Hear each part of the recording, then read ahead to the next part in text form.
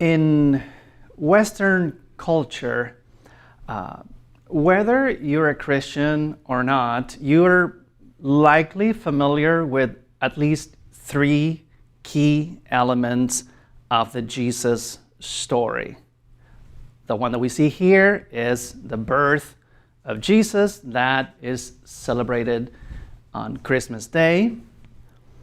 And the second element you're probably familiar with is the death of Jesus that happened recently on Good Friday. And finally, the third key element in the story is the resurrection that happens on Easter Sunday.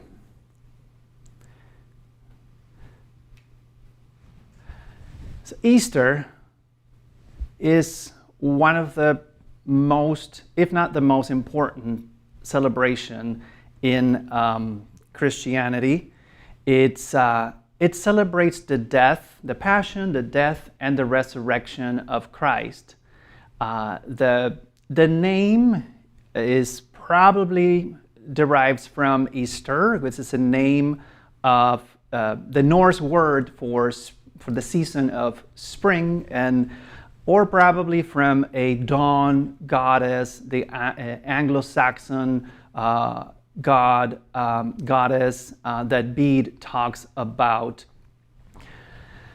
Now, in Romance languages like French, this is derives from the Greek Pascha. So in French, Pâques, in Spanish, Pascua derives from the Greek term Pascha, which in terms derives from Pesach, which is the Hebrew term for Passover.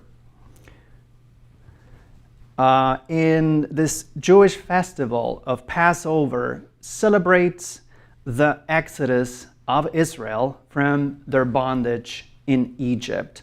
So the word refers to the lamb offered at the family sacrifice in temple times. The meaning is to pass over. By painting the door, in the story of the Exodus, by painting the doors of the houses of the Israelites with the blood of the sacrificial lamb, the God would pass over that house and not slaughter the children of the Israelites. What we know about Passover is it's debated by modern scholars. It appears that it might be a celebration that was later associated with the story of the Exodus, and it's possible coming from two separate festivals. One is pastoral, Pesach, and the other one is agricultural, Matzot, which is why the Passover is also known as the Feast of the Unleavened Bread.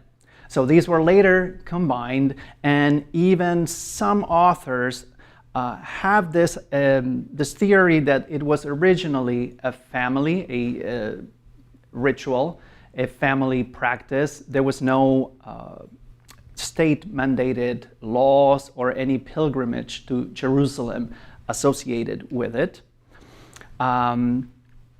So it's possible that during the Hasmonean times, as late as the Hasmonean times, the connection with Exodus was what made of this celebration of Passover a state festival, and that's when the pilgrimage started.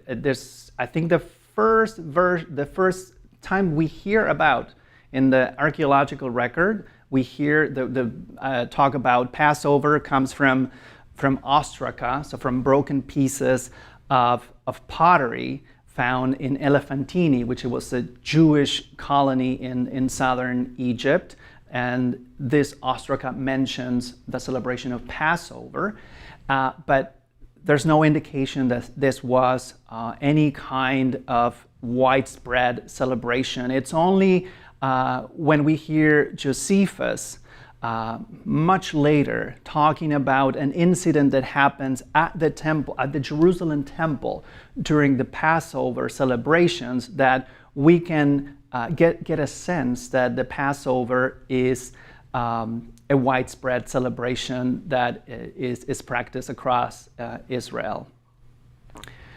And some scholars even suggest, and this is once again is debated, that there might be some pre-monarchic, that is from before the period of the kings of Israel and Judah, or even as early as Canaanite times. So this is, we're talking about the late Bronze Age. So it is possible that the agricultural, these pastoral festivals may be as old as Canaanite traditions. Now, focusing on what Easter means now in the Christian context, there's a strong connection with Passover. In the three synoptic Gospels, the Last Supper that Jesus has with his disciples is the Passover meal. However, in the Gospel of John, Jesus dies at the hour the Passover lambs are being slaughtered at the Jerusalem temple. In that same Gospel, John the Baptist, when he identifies Jesus as Messiah, he says, "Behold the Lamb of God." So Christ, in the Gospel of John, is the Passover lamb. Now, the lamb of the Passover celebration, the sacrificial lamb in the Passover, symbolizes the deliverance of bondage from Egypt. In the Gospel of John, Christ, as the sacrificial lamb of God, symbolizes deliverance, but this time from sin and from death. Now, of course, there are agricultural motifs in Easter and in Passover. And these are undeniable. In 1 Corinthians, for example, Paul calls Christ the first fruits of those who have died. The first fruits is a reference to like the initial portion of the harvest, in this case, the harvest of barley that is collected at this time of the year in an early spring. That is, according to Leviticus, needs to be offered to God. And so Paul, in his writings in 1 Corinthians, is associating Christ with these first fruits. And in addition to that, there are an abundance of parables in the Gospels that also are based on agricultural themes and motifs. Now, when we study comparative religion and myth, we try to identify these motifs and patterns because that can help us better understand these religious observance, belief, and practices. Ideally, we want to find patterns that are going to allow us to create categories that are useful. And for example, one category that we can that we can see or that we can think of when we look at the Passover celebrations and the Easter story and its celebration is like the association with the cycle of vegetation. Now, this is one category of deities that are associated with the cycle of vegetation, the cycle of the growth of plants, especially the growth of crops. And as the crops wither and die and are harvested, and the land remains barren until the rains arrive at the end of the dry season. Remember that this is the Mediterranean world, either Israel or in Greece.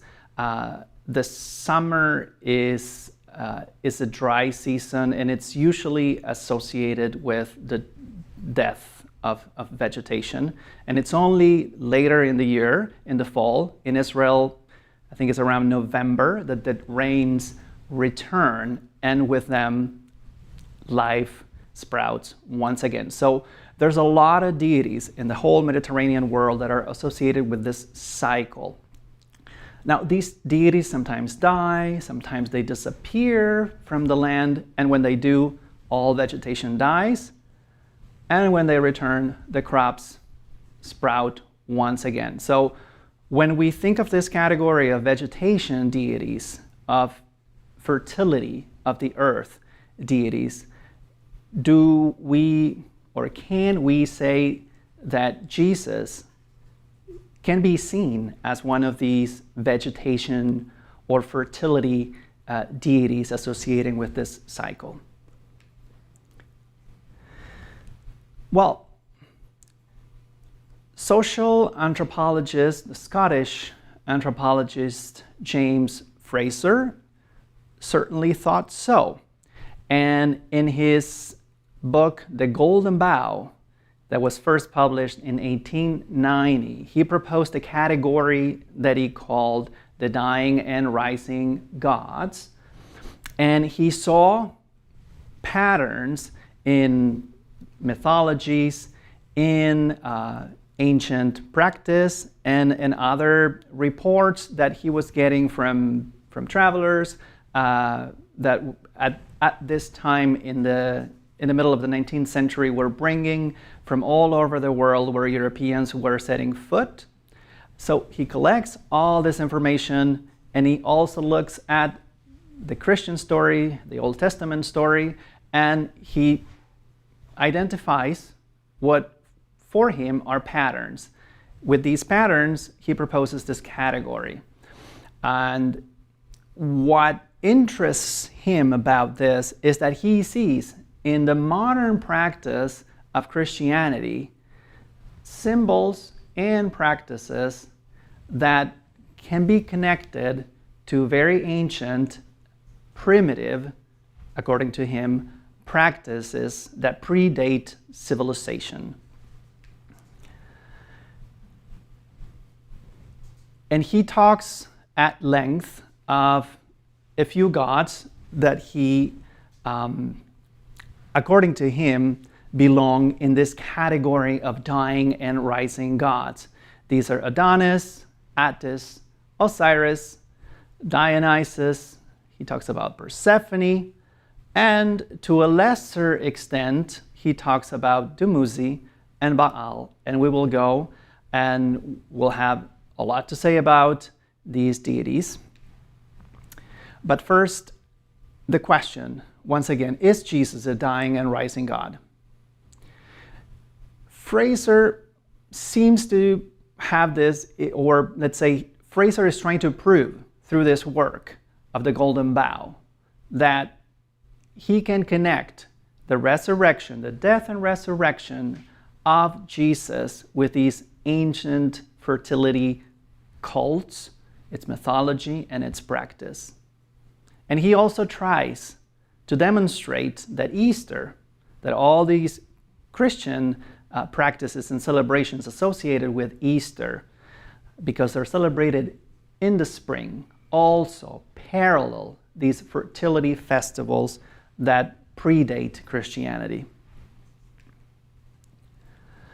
Now, from early on, many scholars identified a few problems with this category of the dying and rising gods. Although it's thought-provoking and it's interesting to think about, it's very problematic because in reality, gods may die, but some gods don't die but disappear.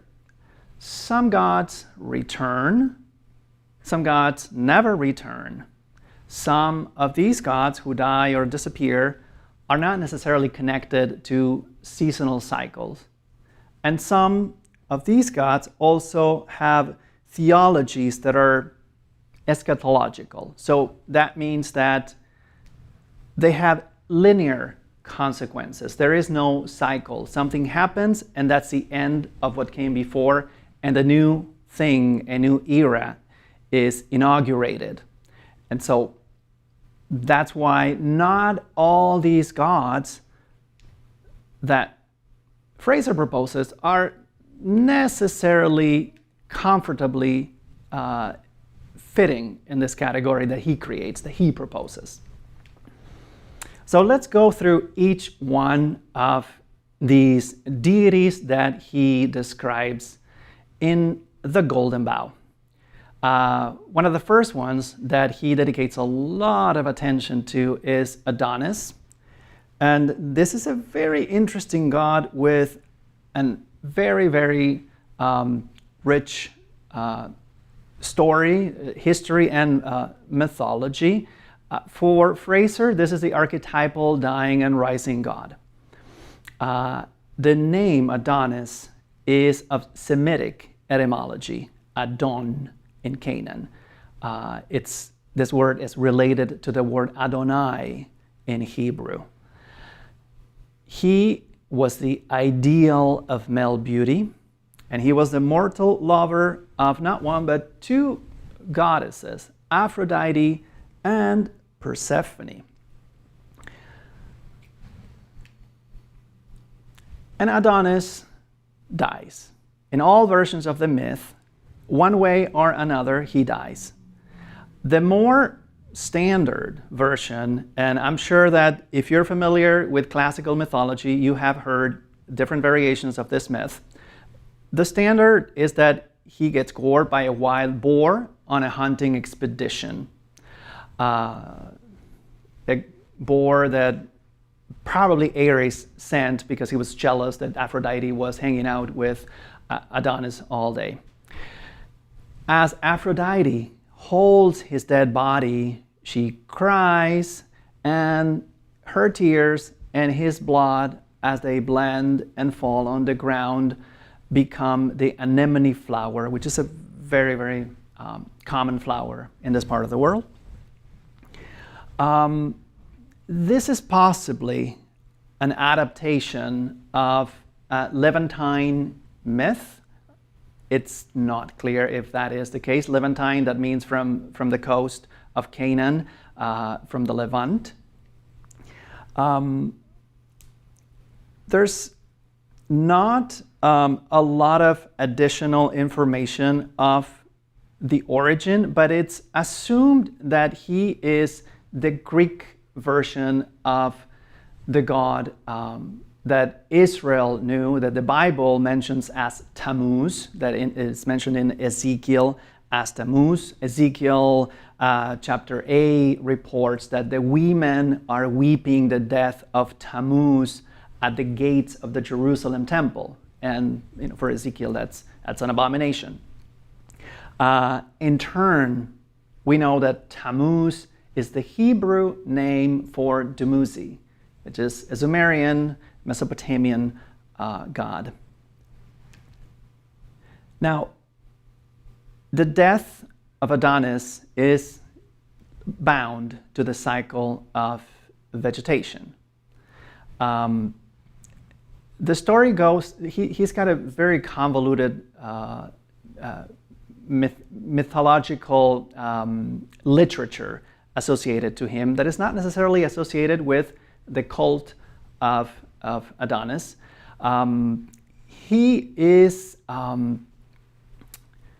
His mother bragged that her daughter was more beautiful than Aphrodite.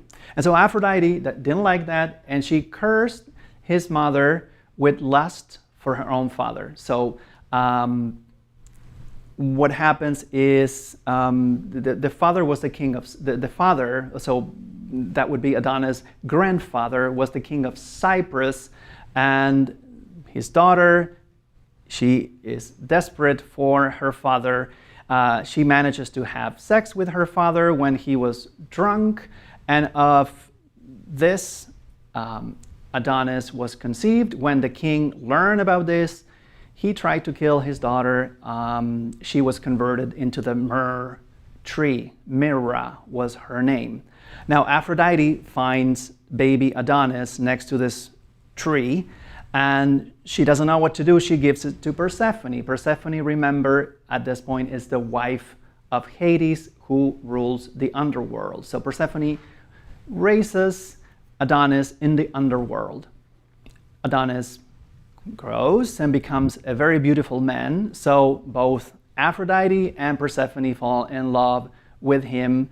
And depending on what version of the myth you've heard, most likely Zeus decides that Adonis has to live half the year with Persephone in the underworld, a way of being dead, and half of the year with Aphrodite. So that in that sense, he's alive. And so with this, the myth tries to represent the annual cycle of vegetation that withers and returns in the spring. Now, some versions of this story where he spends half the time in the underworld and the other half with Aphrodite don't have this element of the wild boar killing him for good.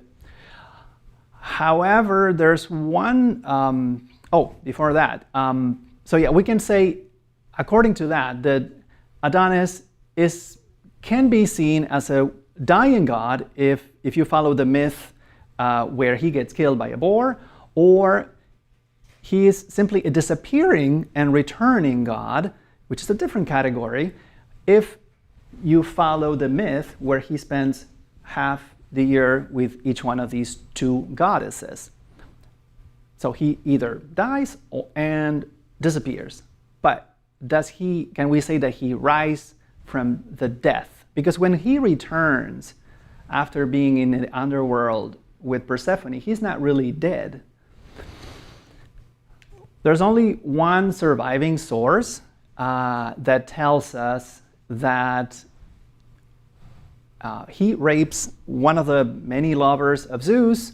Zeus apparently gets very angry about this, so he sends Hermes. Hermes turns into this wild boar and kills Adonis, but Aphrodite appeals to Zeus because in fact it was Aphrodite herself who made Adonis fall madly in love with this virgin that was the lover of Zeus. And this was, of course, a command of none other than Hera, the wife of Zeus. So it's a very, very convoluted family drama that is all around the figure of Adonis. And as I said, he is most likely the Greek adaptation of the god, the Mesopotamian god Dumuzi, Dumuzid, which is known in the Bible as Tammuz. Adonis was a shepherd god associated very much from the Sumerian times all the way back to seasonal cycles of vegetation and fertility.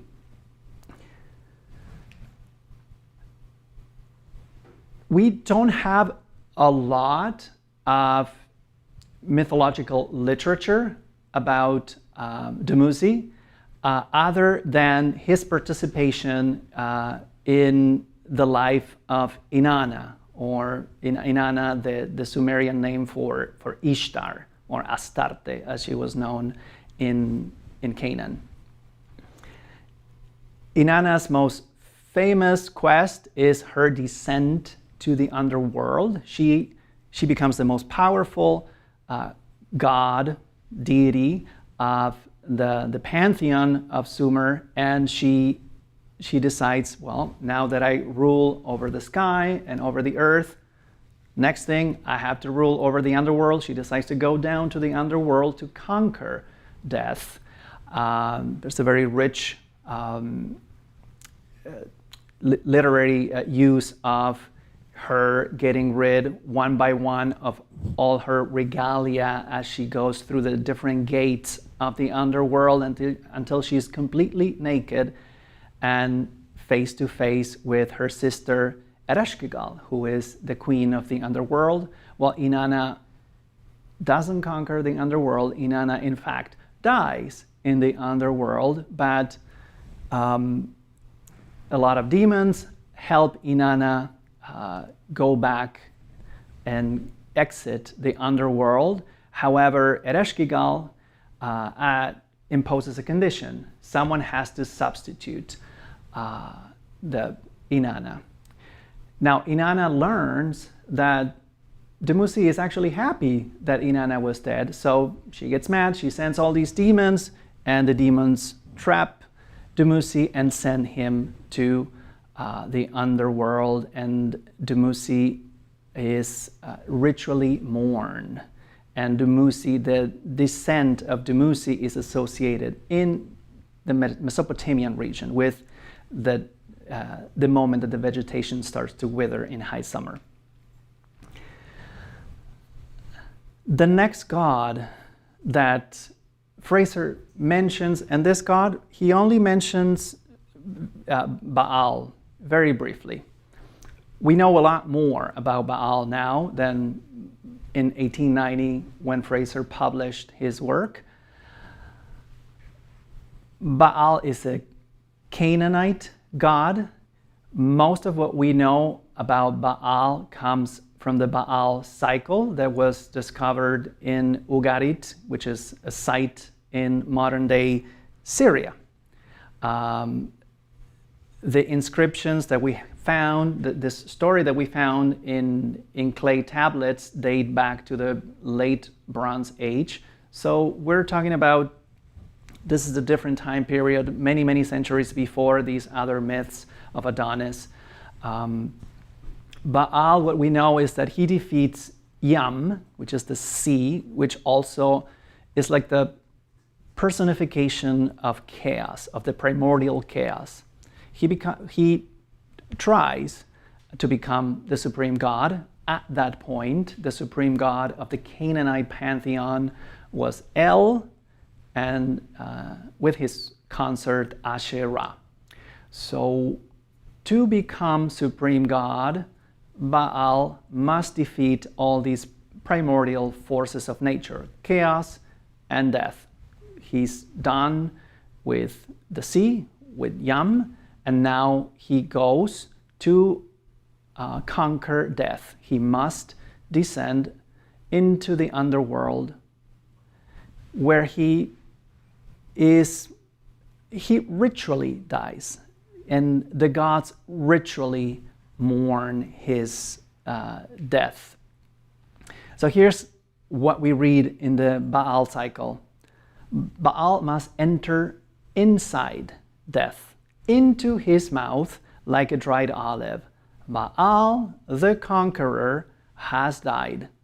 El, the king of the gods, El, plowed his chest like a garden.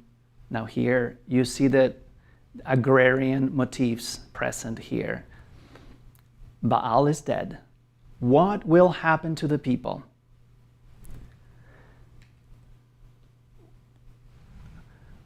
Well, one of the problems with the Baal cycle is that there's a lot of missing tablets and broken tablets, so the story is fragmentary as we know it. What we know after a gap, we know that Anat, which sometimes is his sister, sometimes is Baal's consort.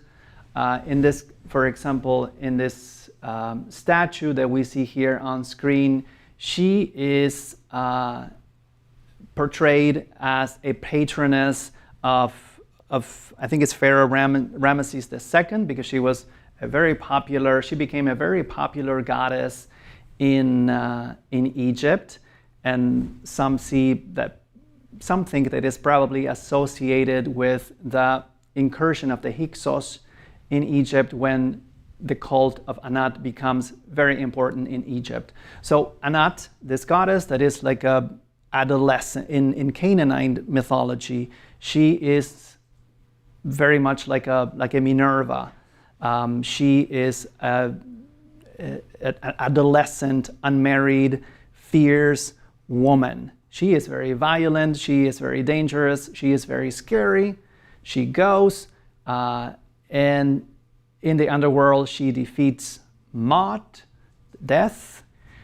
She's able to bring Baal back to outside the underworld, and unfortunately, we have a lot of missing lines after that. What happens after that is we find Baal and Mot fighting again, and this time Baal is assisted by the sun and other astronomical deities, and Mot, death itself, has to submit to Baal, and with that Baal becomes the new lord of the Canaanite pantheon.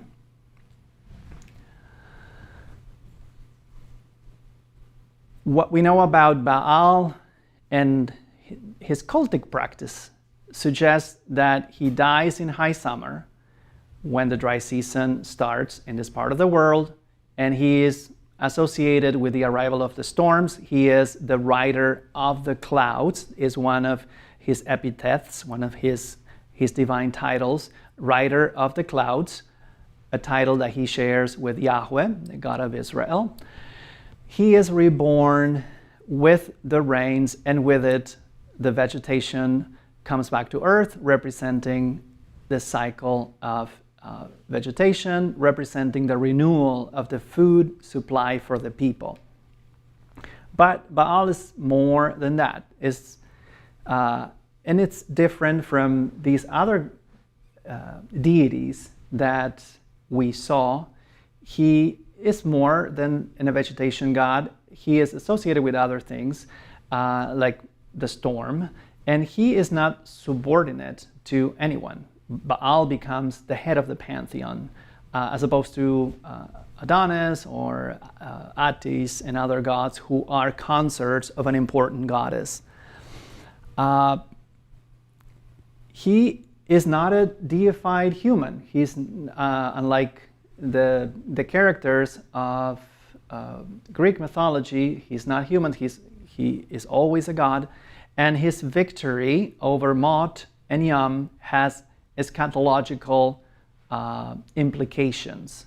So, as I mentioned, Yam here represents the primordial chaos of many mythologies, and Baal also defeats, or at least is able to make Mot, death, submit to his rule.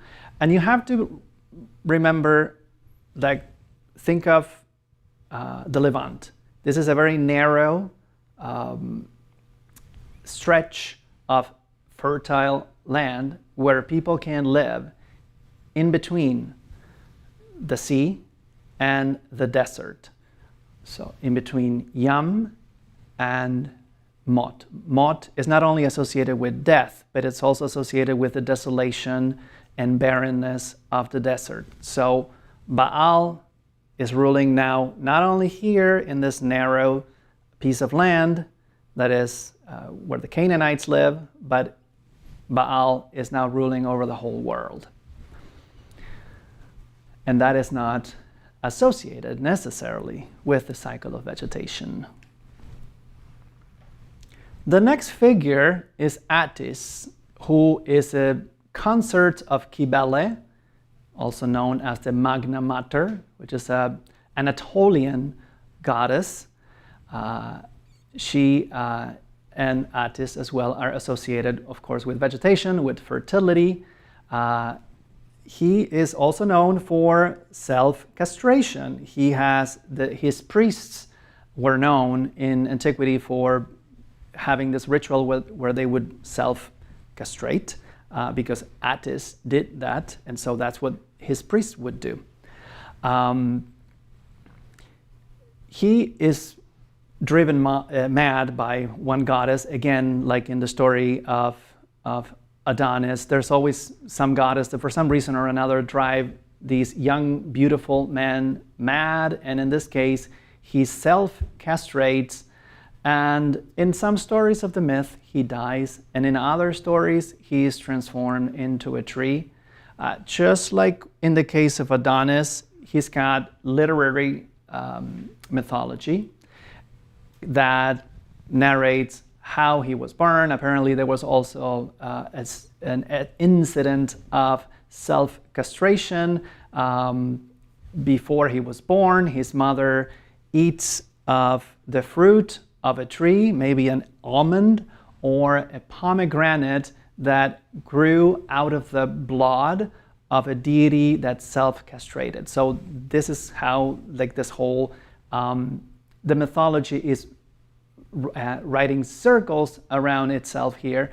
So in this case, Attis dies, with him the vegetation in the region of Anatolia and Greece also die, and he, in his cultic practice, is mourned. However, we can't really say that he's a dying and rising god. First of all, he's not even a god. And that's one of the problems that this category has, is that we cannot even say that all these figures that Frazer throws into the bag of dying and rising gods are really gods. He dies.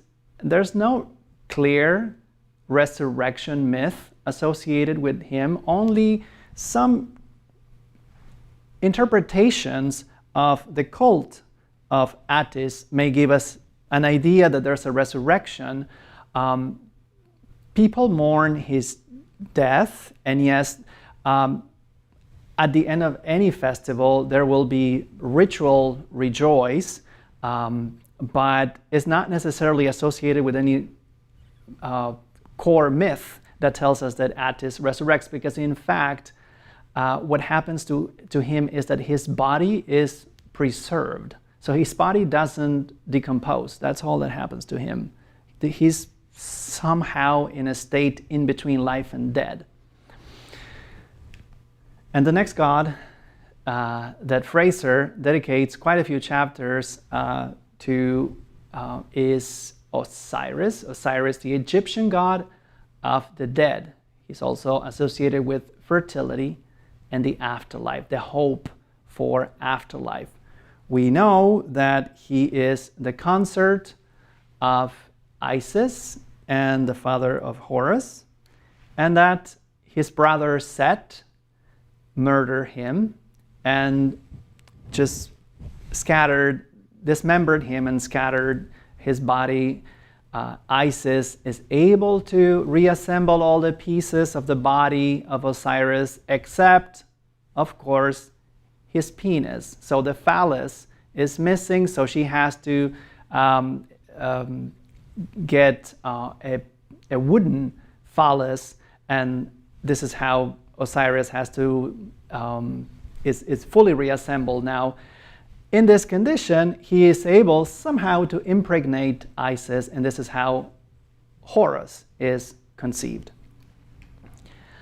Now, Frazer says that the myth and the cultic practice associated with Osiris represent and celebrate the seasonal renewal, and especially the cycle of the Nile. However, there is a problem. Osiris really remains dead. Here, in this iconography, this is from the tomb of Tutankhamun, and you see the dead pharaoh embracing Osiris. And you can see the color of the skin of Osiris is the color of the skin of a dead person, and he is also mummified. So Osiris, in iconography, he is almost without exception a mummy. He remains dead. He only barely, his vitality ends when he is able to help Isis conceive Horus, and that's it. He stays in the underworld and becomes the ruler of the underworld. Now, like Baal, there's more to it than just associations with the cycle of vegetation. Look at this picture here. The dead pharaoh is embracing Osiris. Osiris is hope for life after death. This is an eschatological role. Finally, Frazer talks about Persephone, and she's a goddess. She's the daughter of Demeter, who is an agrarian fertility goddess. The mythology of Persephone tells us that Hades abducts her. It's a very famous statue, the rape of Proserpina. Hades, the ruler of the underworld, takes Persephone by force with him, and she becomes his wife. Now, when Demeter learns about this, she stops caring for her domain, the earth, fertility, and so earth fertility wither because Demeter is not paying attention, because Demeter is only thinking about the Persephone who has gone missing. And I said that intentionally. Persephone has gone missing. Persephone is not dead. Now Zeus mediates, and poor Zeus always has to fix everyone's problems, and he decides that Persephone has to spend part of the year with Hades in the underworld and part of the year with Demeter. And of course, when she's with Hades, all the vegetation dies, and when she is with her mother, then the earth once again blooms.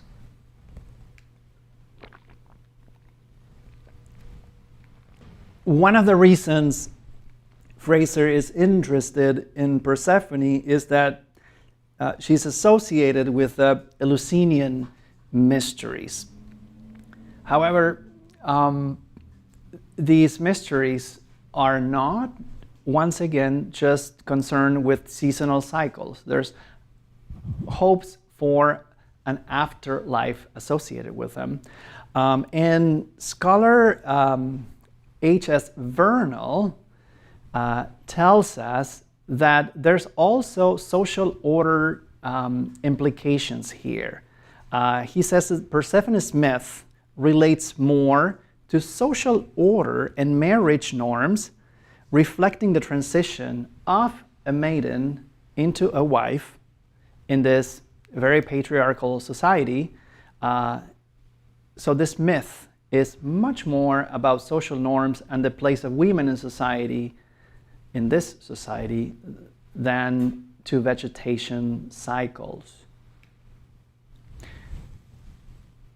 Frazer talks about many more things. The Golden Bough is really a monumental work. But these are the main gods that he dedicates attention to. Not so much Baal, but there's a reason why I have Baal here. Now, Frazer is preoccupied primarily with not so much with determining whether these gods belong in this category, but he really wants to make sure that Jesus belongs in this category. So according to Frazer, the crucifixion is a continuation of ancient sacrificial rites. He has one of the main chapters of the book talks about the sacrifice of the king's son. And this is how Frazer starts to build his thesis. We will get to that in a minute. He also associates Jesus with the sacrificial kings in what he calls the primitive religions, the religions of the people he calls the savages. And so this death of Jesus and his resurrection ensure fertility and cosmic renewal. So this is Jesus, why Jesus, according to Frazer, is a dying and rising God. And we'll talk about in a second what the sacrifice of the king's son and all these sacrificial kings are. But first, we need to understand what Frazer is really doing here. What Frazer is doing is proposing a theory of religion. What is the origin of religion? What is religion? Religion's function. So finding these answers, in order to answer these questions, Frazer attempts to identify patterns, and especially what he's interested in is universal patterns. So he goes around collecting mythologies and accounts of rituals from around the world, of cultic practices and beliefs from around the world, and he tries to compare and say, oh yeah, this is all the same. This is what Frazer is trying to do to explain how religion comes about, and especially how Christianity develops. So this is what the Golden Bough is about. It's a study of comparative study of mythology and religion. And the note about the title, the Golden Bough is a reference to the Aeneid. And the hero of the Aeneid, Aeneas, seeks to enter the underworld. In order to do that, there's a prophetess tells him that he needs to find this golden bough and pluck it. This golden bough is like a magic tree branch that only yields to the right person, only if the person is favored by the gods and fated to pluck the golden bough. Only to that person the plant yields this very, very special branch. And the branch, of course, magically regenerates as soon as it's plucked. So with divine help from Venus, Aeneas is able to find this golden bough, and after struggling a little bit, the tree finally yields. And just equipped with this golden bough, he goes to the underworld and presents this golden bough to Proserpina, which is Persephone in the Roman name of Persephone, as payment for passage into the underworld. What Frazer sees here is primitive sacrificial rites at work, and we'll talk more about it. But first, a little bit more about the theory of religion. The theories of religion don't start with Frazer. The theories of religion, the people's questions about where do religions come from, go all the way back to antiquity. We know that Herodotus reports his idea that the gods of Greece are the same as those of Egypt. And more importantly, we have a mythographer of the Macedonian court in the 4th century BCE. This is a person in the court of the king of Macedon, which was becoming a very, very important kingdom at the time, who is collecting accounts of myth and also these early historical accounts like the ones that Herodotus was writing about. So Euhemerus is his name, is collecting all these accounts, histories, myths, and classifying them. And Euhemerus comes up with the idea that gods were once great historical persons. And over time, many, many generations after, people, because they were so great, so important, so extraordinary, people started worshiping them. People forgot that these were humans, and they worshiped them as God. He proposed, for example, that Zeus was once a king and that his tomb was still in the island of Crete. So this is where we get the word ehumerism, which means assigning to a myth a possible historical cause. Frazer very, very much believed in ehumerisms. There's many, many more theories of religion that appear in modern times in the 18th, mostly in the 19th century. One of the most famous ones is the one that Marx proposes. Marx sees at the function of religion. For Marx, religion has an economic function because religion masks the real nature of social relationships, and in doing so, it relieves the suffering of the oppressed classes. That's why his famous quote of that religion is the opium of the masses. In this case, this is a functional theory of religion. Another functional theory of religion comes from Sigmund Freud.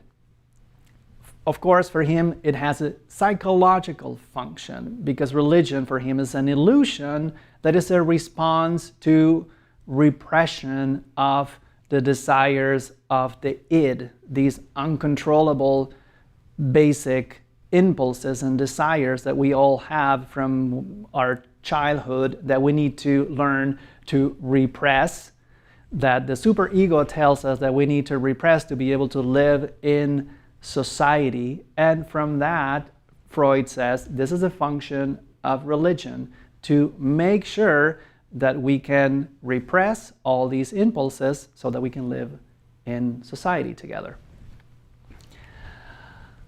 Now, Freud and Marx were mostly building these theories of religion, looking at what was happening right next to them in Europe. But from the beginning of European colonialism, something starts to happen. Europeans start to get in contact with societies around the world. And all these Christian missionaries, these navigators, and also even colonial civil servants are writing accounts. And these are not necessarily anthropologists, and these people have understandably a European and a Christian bias. So these accounts that these people, these travelers, these European travelers are writing as they encounter people from around the world, become available in Europe. And there's a lot of these accounts available in the 19th century, and Frazer uses a whole lot of them. Many, many accounts like that. All these accounts, of course, have the colonial mindset of the time. The mindset is, we are the civilized, advanced Europeans, and all these other people that we're finding around the world are these primitive savages.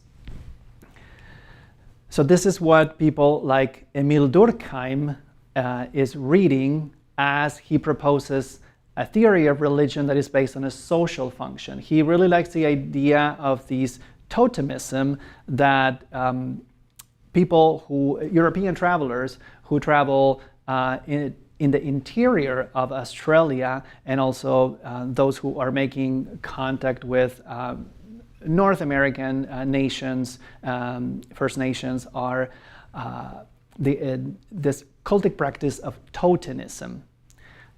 For him, this is the most basic, the simplest form of religion. And this was very exciting for people like Durkheim, or people like Frazer, who are trying to find the origin of religion, finding something that appears to be the most basic form of religion, because the assumption here is, by looking at this quote unquote primitive people, we get a window into our own past, into our pre-civilized barbaric past, by looking at them.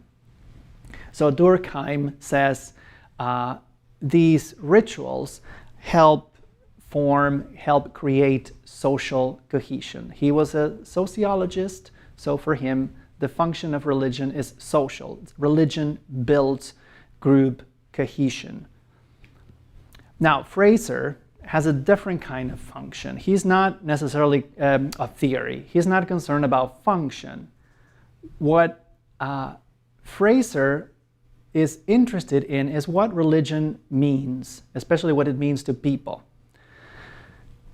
Frazer proposes the following thesis. All cultures around the world without exception go through 3 stages of development. The first stage corresponds to magic, the second stage to religion, and the final stage to science. Of course, he thought of his own society as entering this final stage of development because people in his society are still religious, people are still Christian. But there are some issues with the methodology that Frazer is using, and I'm not trying to discredit Frazer. This is what Frazer knew, and this is how scholars were proposing theories at the time. This is how anthropology worked at the time. He was doing what everyone else was doing, going a little bit further by creating this monumental work, the Golden Bough. But his methodology would not be accepted today. He, as I mentioned, identifies common patterns in all these traditional cultures. And he assumes that pre-civilized Europeans were exactly like those savages, he calls them, like all these people that of whom he's reading accounts. What he does with these accounts is he looks in his own culture, Northern European culture, vestiges of these primitive beliefs and practices. What are the things that people do in the United Kingdom at the end of the 19th century that is suspiciously similar to the things that Aboriginal Australians or some people living somewhere in a jungle in Africa or on the top of a mountain in South America, what are the things in common? That's how he attempts to support his thesis.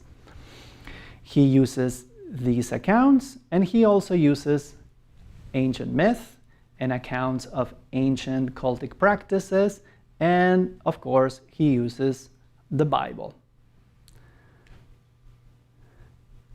So his theory is this development from magic to religion to science. He says, and this is based on previous theories of religion that were already available at the time. The ideas that, religion emerges from this impulse that humans have for controlling nature, for trying to explain natural phenomena, for making sense of things that cannot be understood. So this is one of the origins of religion, one of the understandings of the origins of religion that were already available at the time. With this, Frazer says, the primitive man struggles to survive. Nature is always hostile. There's famine, there's sickness, there's infant mortality, there's death.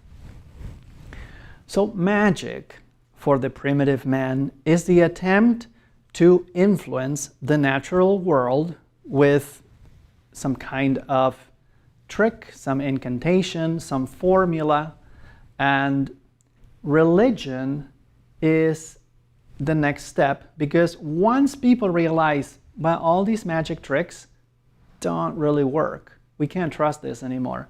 So that's when a society enters into the religion stage, where people develop the belief in these beings that are greater than human beings, who have the capacity to control the natural world, and we humans can appeal to them, can appease them, so that they, in turn, do us the favor of controlling nature the way we want it. The Frazer's theory relies on the figure of the magician, or the shaman, or the sorcerer. And for him, this is the oldest social role that we have in human societies. He believes, and he tries to prove this with all these accounts, that from this very, very basic role, imagine this ancient society, everyone is doing the same thing, everyone is either hunting or gathering or doing some early form of agriculture or animal husbandry. But then there's one person that says, I have magic powers, I can control nature, I am from now on the magician. So that person, he says, immediately, if he's good at it, he immediately gains a lot of power. Eventually, as societies develop, these figures become the chiefs of these early societies.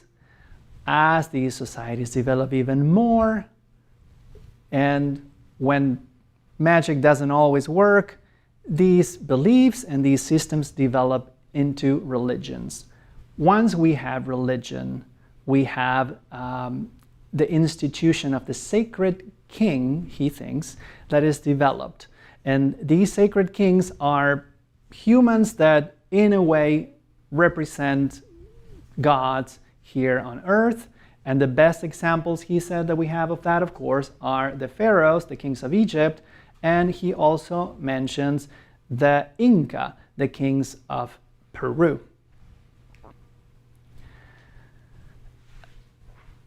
Now, he continues with his theory of from magic to religion to science. And who are these sacred kings? When unfortunately, these sacred kings are still human. They still get old and get sick, they weaken, and they eventually die. Now, as sacred kings, they are bound to the cycle of vegetation, just like Adonis and Attis and all these other gods that he talks about. However, if the great king is weakened, if the sacred king is no longer able, for example, to have sexual relationship with his wife or his many wives, then that's a problem. The association is this will cause the crops to fail. So as the great king ages, it starts to compromise the prosperity of the group and the social order. The solution, he says, of course, is the king must die and a younger successor must be chosen. Now, this is where the Golden Bough gets really, really tedious, because he includes just an amazing amount of accounts from all over the world, from Africa, from Australia, from Southeast Asia, even from Europe, of these magic kings or chiefs who at some point, as they become old, their family or like some member of their village has to ritually kill them, or they kill themselves, and it goes on and on and on and on, pages after pages. So he thinks that this is a very widespread thing, that in all societies at some point these sacred kings or sacred chiefs have to be ritually killed, and it's a function that they apparently mostly accepted. Like everyone was pretty okay with that. So that's how one solves the problem of the sacred king in real life really aging and becoming old and not being really able to offer the continuity of the prosperity of the land, of the fertility of the land. But as societies evolve, this is of course a barbaric practice and people just frown upon it. So one of the first solutions, he says, is, well, something that can happen is the king selects a substitute. Now, the ideal substitute in this case for killing the sacred king is the king's son. Someone has to die. That's the rule. And apparently, even though the king who remains is old, sacrificing a young substitute is enough to ensure the productivity of the land, the productivity and the cycle, the renewal of the cycle of vegetation. Of course, not surprisingly, he sees this pattern in the Christian narrative. Jesus, as the son of the king, who must die so that this cycle can continue.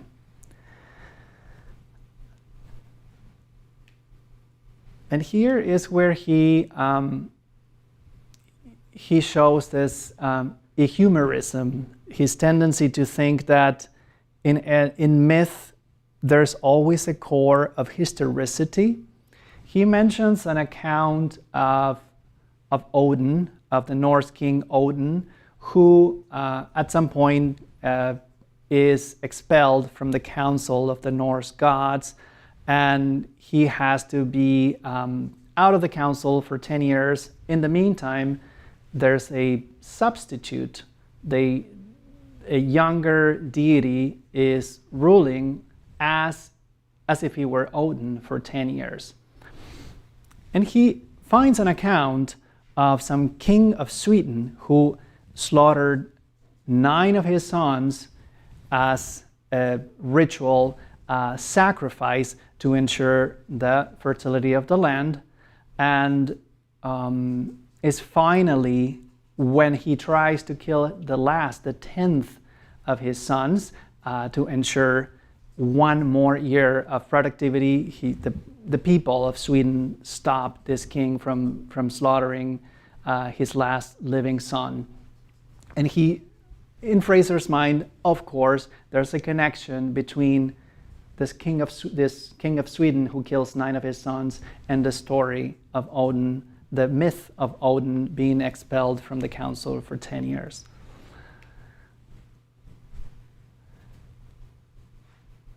As we saw, these 3 stages of development, let's remember, magic, we attempt to manipulate nature through ritual or ritual objects. Religion, we appeal to a god for a favor. And then science, the final stage, is the rational understanding and control of nature. You can see what Frazer thought about science. Science is not necessarily about understanding nature, but science is all about subduing nature to human will. Magic, for Frazer, precedes religion. Magic is practical, is mechanical, it's formulas, is incantations, whereas religion emerges when magic fails, and that's when people have to turn to the gods for help. For him, religion, based on this, is simply a human construct, because ultimately science will supersede religion and be a more effective way to do what religion tries to do, according to him, which is merely to control the natural world and to ensure that the cycle of fertility continues. So how does this idea of the evolution from magic to religion, to science, and the idea of the sacred kings and the ritual sacrifice of either the king or a substitute like the son of the king. So how does that relate to this idea and to the mythology and the cultic practices of the dying and rising gods? Well, the assumption here that Frazer has is all religions develop out of concerns for the fertility of the land and human fertility included. Dying and rising gods represent the death and rebirth of the crops, and a sacred figure has to always be sacrificed. It can't be just anyone. It has to be a sacred figure that is bound either magically or by their own divine nature to this eternal cycle. Christianity, Frazer thinks, is simply an evolution of these fertility concerns and the cults and mythologies that developed out of them.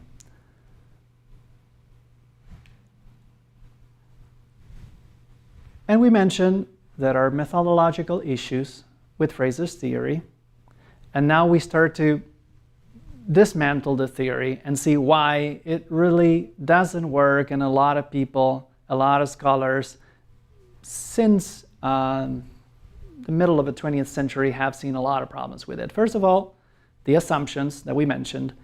There's this colonial mindset, there's this contrast that he takes for granted between the civilized man and everything that the civilized man even believes is necessarily more advanced, more true than what the people who don't have civilization, what he calls the savages, what they believe for him cannot be comparable with a more sophisticated understanding that the European mind has. So that's one assumption. The other assumption is, of course, Christianity has to be the most advanced religion.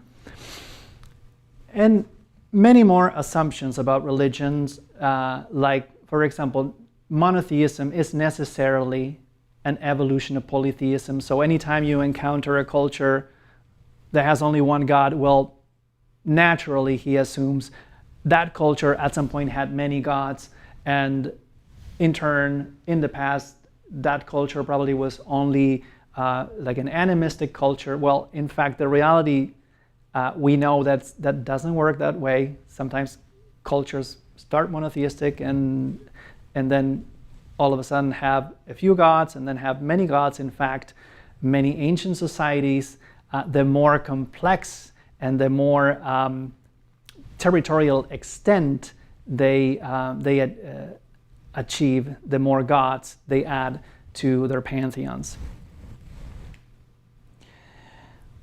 But the most problematic thing about Frazer is that he doesn't have any interest in source criticism.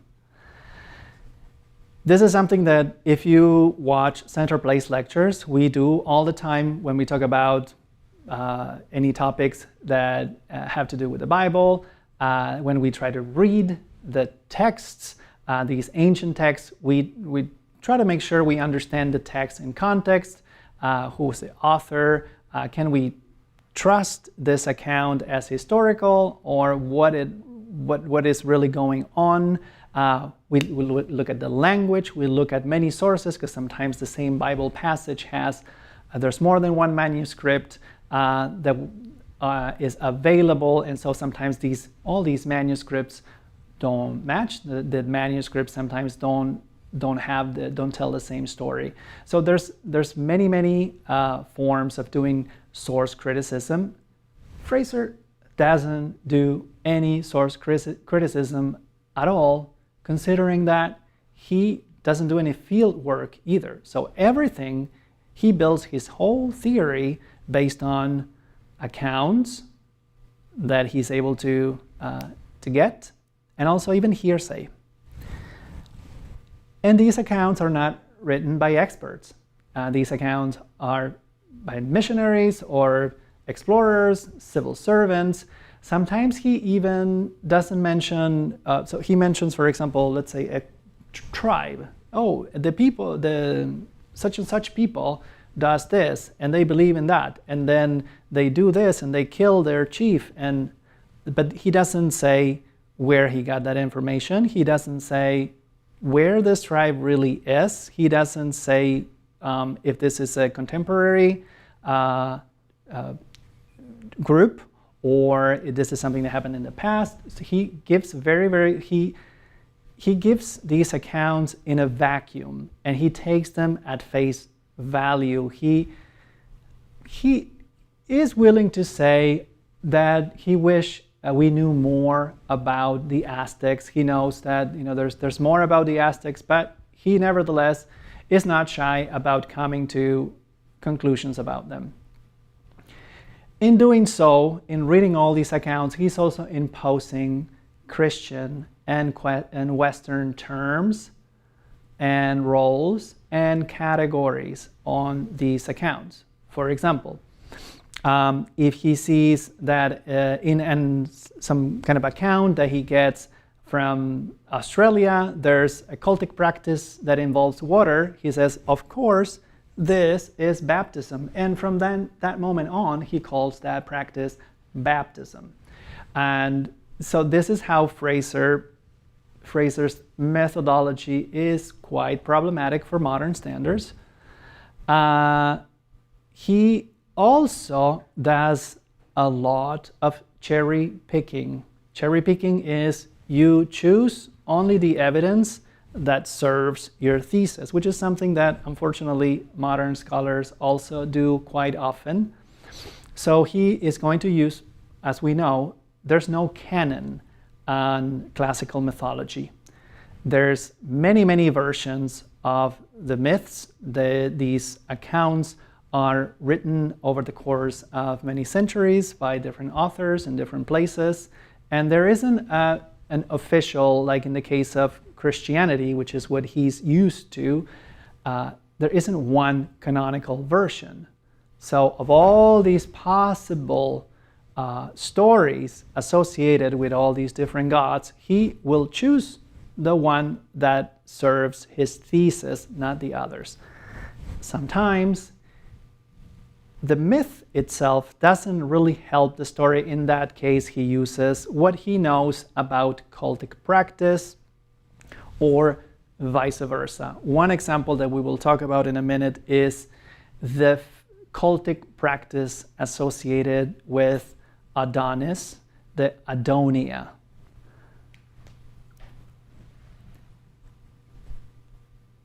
In 1983, in a monumental publication called the Encyclopedia of Religion, Jonathan Z. Smith says, Frazer tries to make Christianity seem more strange and barbaric, connecting it with the practices and beliefs of people who were, at the time, regarded as savages.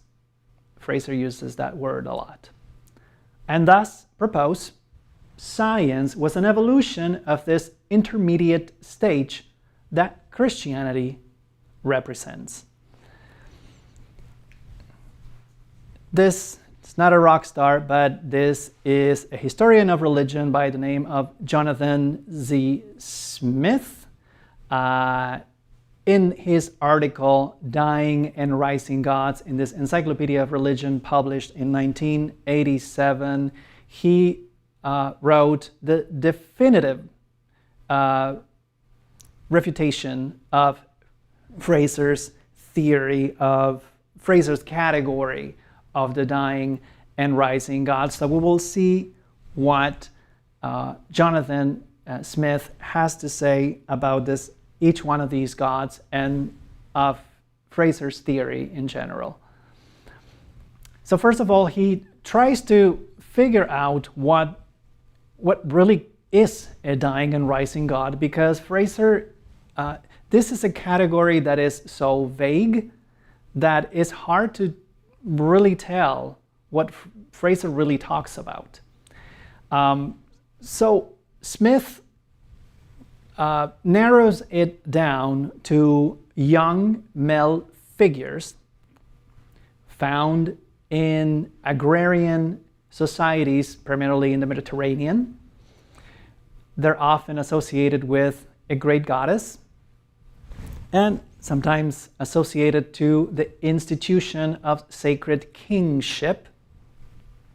And they have associated with them myths, that is, stories, and ritual practices that represent the death and resurrection, symbolizing the cycle of vegetation.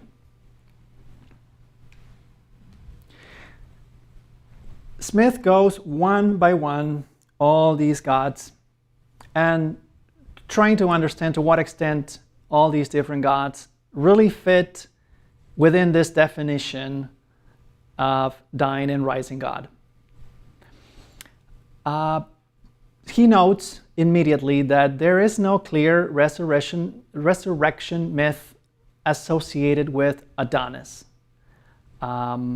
There is, however, this is one of those cases where if Frazer doesn't find the resurrection in myth, he goes and looks at cultic practices, and he is aware of the Adonia, which is the only cultic practice that we know of that was associated with the figure of Adonis.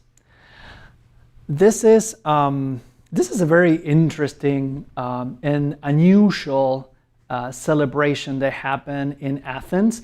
Some scholars think that it happened in high summer, and so it would be like in Greece. This is primarily in Athens. So high summer in Athens is really, really hot. But other scholars think, no, this is happening at the beginning of the spring. So what the Athenian women do, and remember, Athenian women didn't really have a lot of opportunity to have a public life. Athens was one of the most patriarchal policies of ancient Greece. But in this occasion, for the Adonia, women planted seeds of lettuce and fennel in little broken pieces of pottery. So just a little bit of dirt. They would plant these seeds, and these are plants that grow really fast, but they need to grow roots. But because they're on these little broken pieces of pottery, they cannot grow roots. So they grow fast. As soon as they grow, as soon as they sprout, they die. When that happens, all the women of Athens jump on their roofs and they tear apart their clothes, exposing their breasts, and they start crying the death of Adonis. These little broken pieces of pottery with dead plants are called the gardens of Adonis. This was one very unusual thing for Athenian women to do, and there are accounts that it also happens at some point in Alexandria and Argos, but it's primarily an Athenian thing. Now, of course, for Frazer, here this expression of sadness, of grief, and then like the usual rejoice that happens at the end of the festival, Frazer interprets that as the resurrection of Adonis, but is, as we saw, that is highly speculative, and Adonis, as we saw in myth and also in the mythical literature associated with him, often remains dead. Only in one exceptional case he is resurrected by Zeus. And Dumuzi, the consort of the goddess Ishtar, Inanna, Smith concludes that he's just a dying god, because there is no clear myth or ritual that tells us about his resurrection. So this one is really one that Frazer doesn't have a lot of information about. Unlike Adonis, Frazer only touches base with this god. He doesn't have a lot of sources for him, but he concludes quickly that he resurrects. But for example, we know now that in the Epic of Gilgamesh, Gilgamesh insults Ishtar, and this is what causes like the second half of the drama of the Epic of Gilgamesh. He insults Ishtar, Inanna. He reminds her, when Ishtar advances and proposes Gilgamesh sexually, Gilgamesh says, we know what happens with your consorts. You kill them. And so, of course, this is a great insult for Ishtar, and she strikes his friend, with a terrible illness. And not finally, but another god that Frazer doesn't talk a lot about is Baal. And one of the reasons is what we know about Baal was not available to Frazer. Most of the mythology of Baal comes from the Ugarit that was only discovered in the 20th century, and the Baal cycle was not fully translated until the late 20th century. So Frazer only knows about Baal based on biblical accounts and some accounts from Rome. Now, these are the enemies of the people who worship Baal. So, of course, these are very, very negative accounts of Baal. He mentions Baal, associating him with two things, primarily with Moloch, who's mentioned in the Bible, Moloch, and also with Carthaginian sacrifice of children, infant sacrifice in Carthage, because the Carthaginians, he says, worship a form of the god Baal. And he associates this Carthaginian infant sacrifices with this substitution of the sacred king that needs to happen so that the cycle of vegetation continues. That's all he knows about Baal. And so from that little piece, he builds his whole theory and declares Baal a vegetation god, a dying and rising god. But what we know now is that Baal, he descends to the underworld and he returns. He is ritually mourned as if dead, according to the Baal cycle. So he fits more, Smith thinks, in the category of disappearing and reappearing god, similar to what Persephone would be. However, Baal in the Baal cycle has an eschatological role, which means something that breaks a cycle or something that changes, something that there was a before and after the episodes of the Baal cycle. Yes, he continues to be bound to the cycle of vegetation because he is the god of the storm. He brings the clouds, and he is also the one that is ritually mourned when the vegetation ends, the vegetation dies in the summer. But Baal is in the cycle, he becomes the ruler of the pantheon of the gods of Canaan by conquering these two figures, these two primordial deities, death and chaos.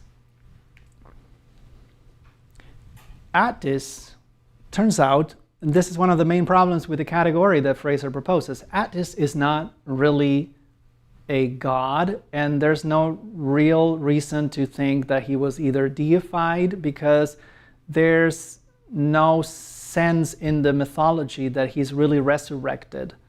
His body, as we said, is only preserved. He lives in an intermediate state between life and death.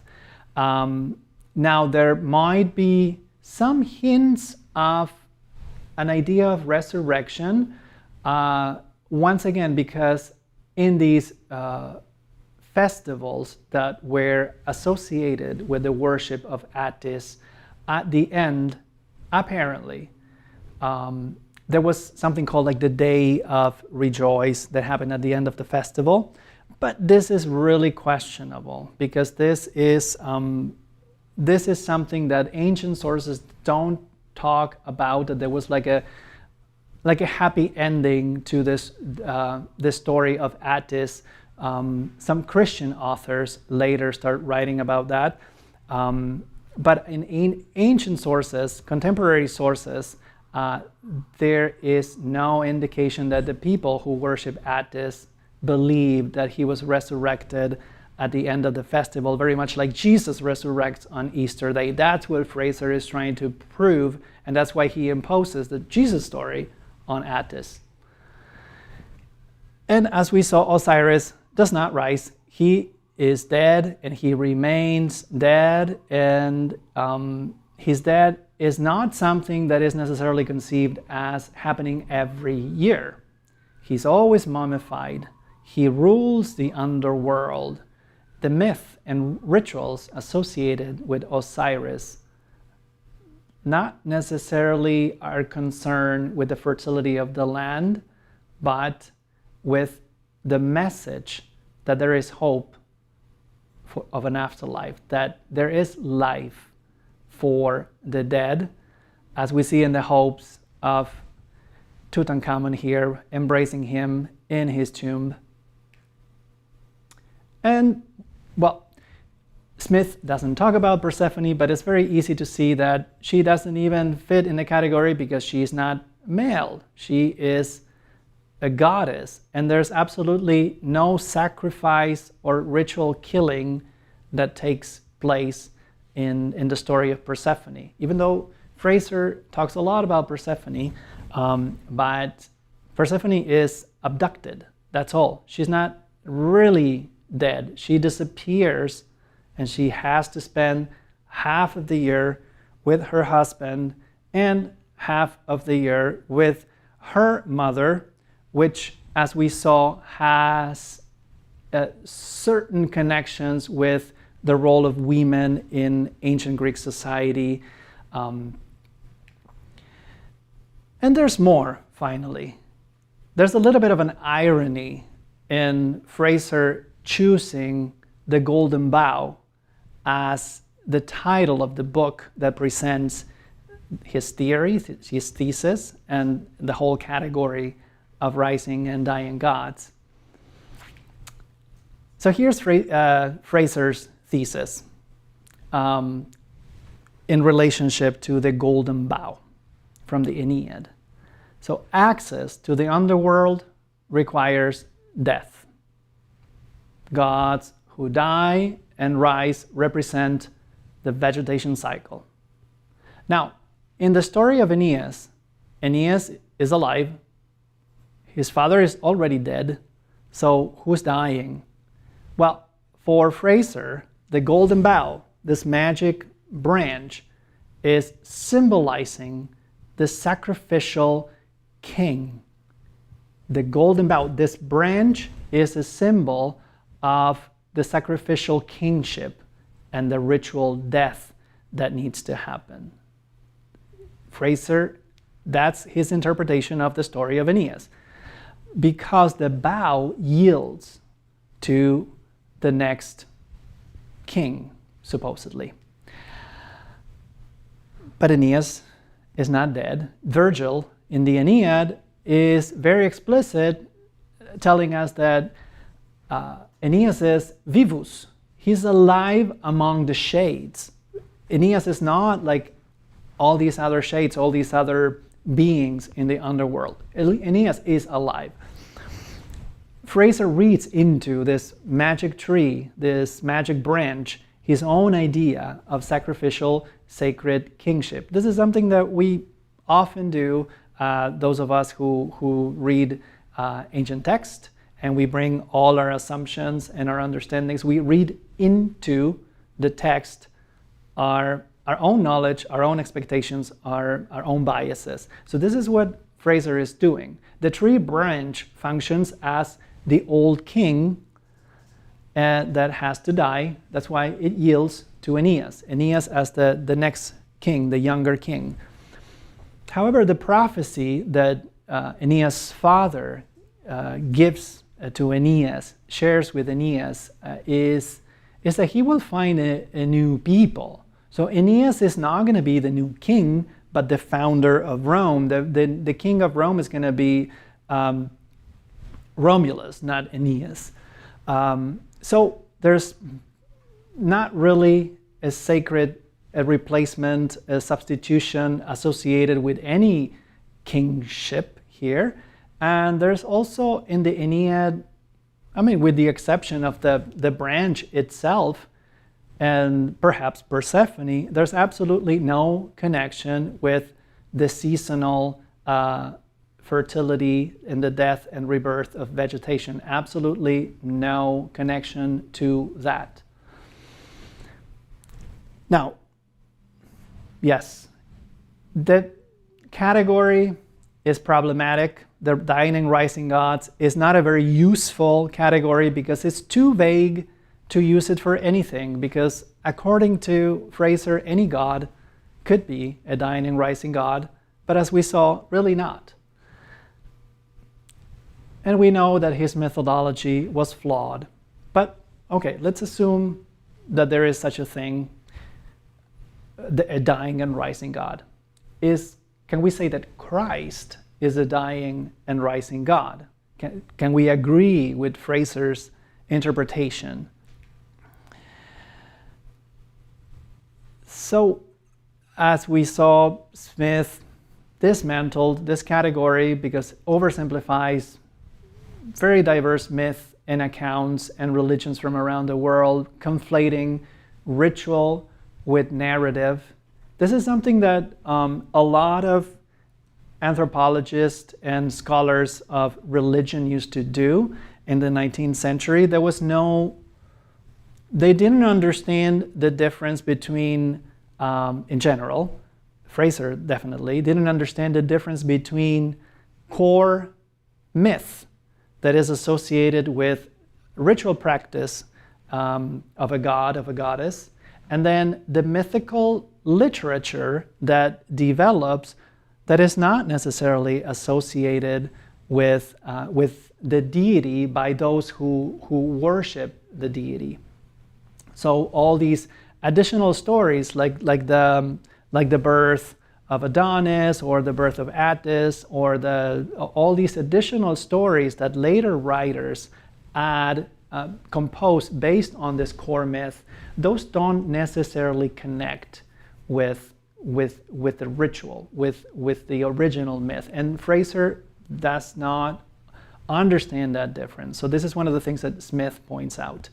And of course, Frazer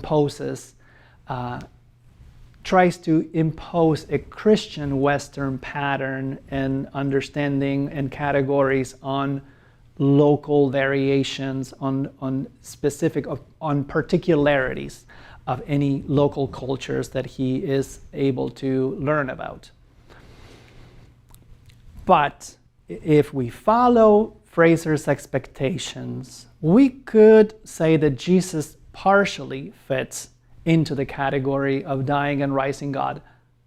And this is not surprising because Frazer is building this category to say that Jesus is a dying and rising God. So it is circular reasoning that is behind what Frazer's intention here. Why Jesus could be, for Frazer, a dying and rising God is because death and return to life resonate with the vegetation cycle deities.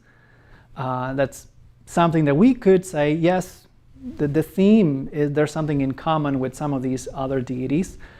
Easter, of course, overlaps with the beginning of spring and the renewal that happens the beginning of spring, which is celebrated in festivals in the Mediterranean world. So yes, there are seasonal motifs that we find in Easter, in the story of Easter. Jesus, as we saw, is called the Lamb of God in the Gospel of John. Jesus is the sacrificial lamb. And Paul calls Jesus the first fruits of those who have died in 1 Corinthians. So yes, there are certain, if we try to squeeze the category or squeeze Jesus into this category, we could say partially Jesus fits. But what the problem is, in other ways, Jesus doesn't fit into this category. Jesus' resurrection transcends the cycle. The resurrection it breaks the cycle in a way. Like theology of resurrection is not cyclical. It tries to break a pattern that was happening, and this is something that we see, for example, in Hebrews, where Jesus is come as the final priest, so that with the sacrificial, with the sacrifice of Jesus, the author of Hebrew says this puts end to the sacrifice that the priest has to do in the temple during the Passover every year. Hebrews says that's what Jesus is doing so that we don't have to do it again. So Jesus breaks that pattern. And so introduces the idea of the salvation without this pattern of annual renewal, this cycle. This is similar, if you're familiar with the concept of samsara and how Buddhism is proposed as a way of finding liberation, of achieving liberation of this eternal cycle of samsara that happens, that is bound to our karma, and that makes us go back to die and go back to life according to whatever happened.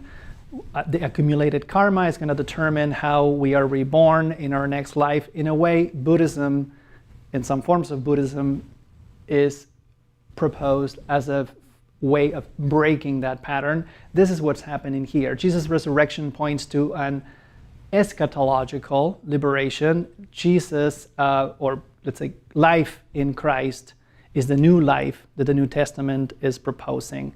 The victory over death that the New Testament talks about is not seasonal, is final.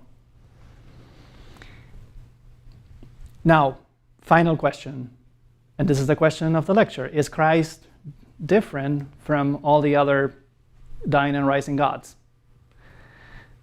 Well, two ways of answering this question, depending on how we look at the resurrection. If the resurrection of Jesus is a historical event, is something that happens in history, if you believe that, then the victory over death is definitive. There is no cycle. It's very easy to say, yeah, this happened at this particular specific time in history, and as a result, it cannot be compared to the role of Baal, for example. Because Baal, yes, he is the new king of the gods. That is definitive. That's the linear part of Baal's mythology. But Baal continues to be bound to this eternal cycle of the seasons as the god of the storms, the god of the renewal of vegetation, of the crops.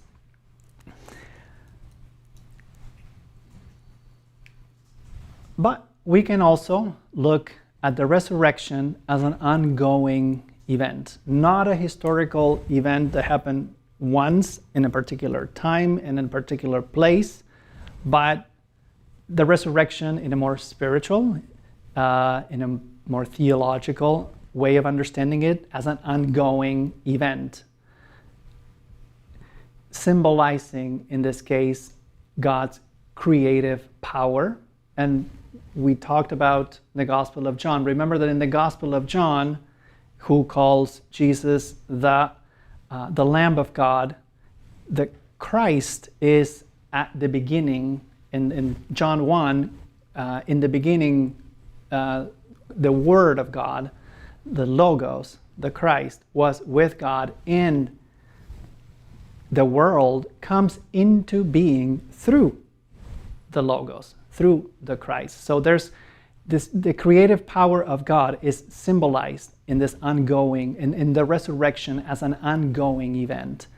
The Gospel of John, in fact, even hints or suggests this by switching to present tense in chapter 20, where the resurrection is narrated. So the author of the Gospel of John is a very sophisticated Greek writer.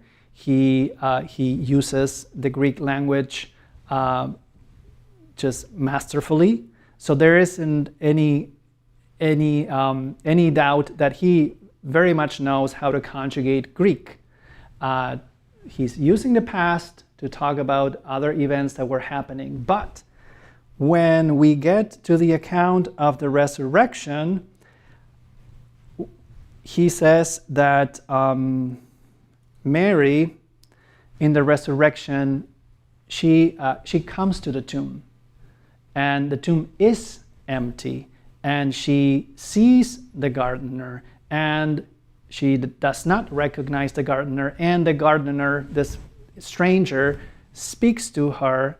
The stranger says her name, Mary. All these events that take place in chapter 20 of John, all of a sudden, are in present tense, suggesting an ongoing account of the resurrection. Eternal life transcends even time. There's more. The Baal's cycle focal point. And I'm talking primarily about Baal because he is the one that is more similar in a way to Jesus. Is that, first of all, this is a God that is talked about in the Bible, a God that was a rival of Yahweh in the Bible, a God whose name was associated with demons by the time that the Christian text, the text of the New Testament, are being composed.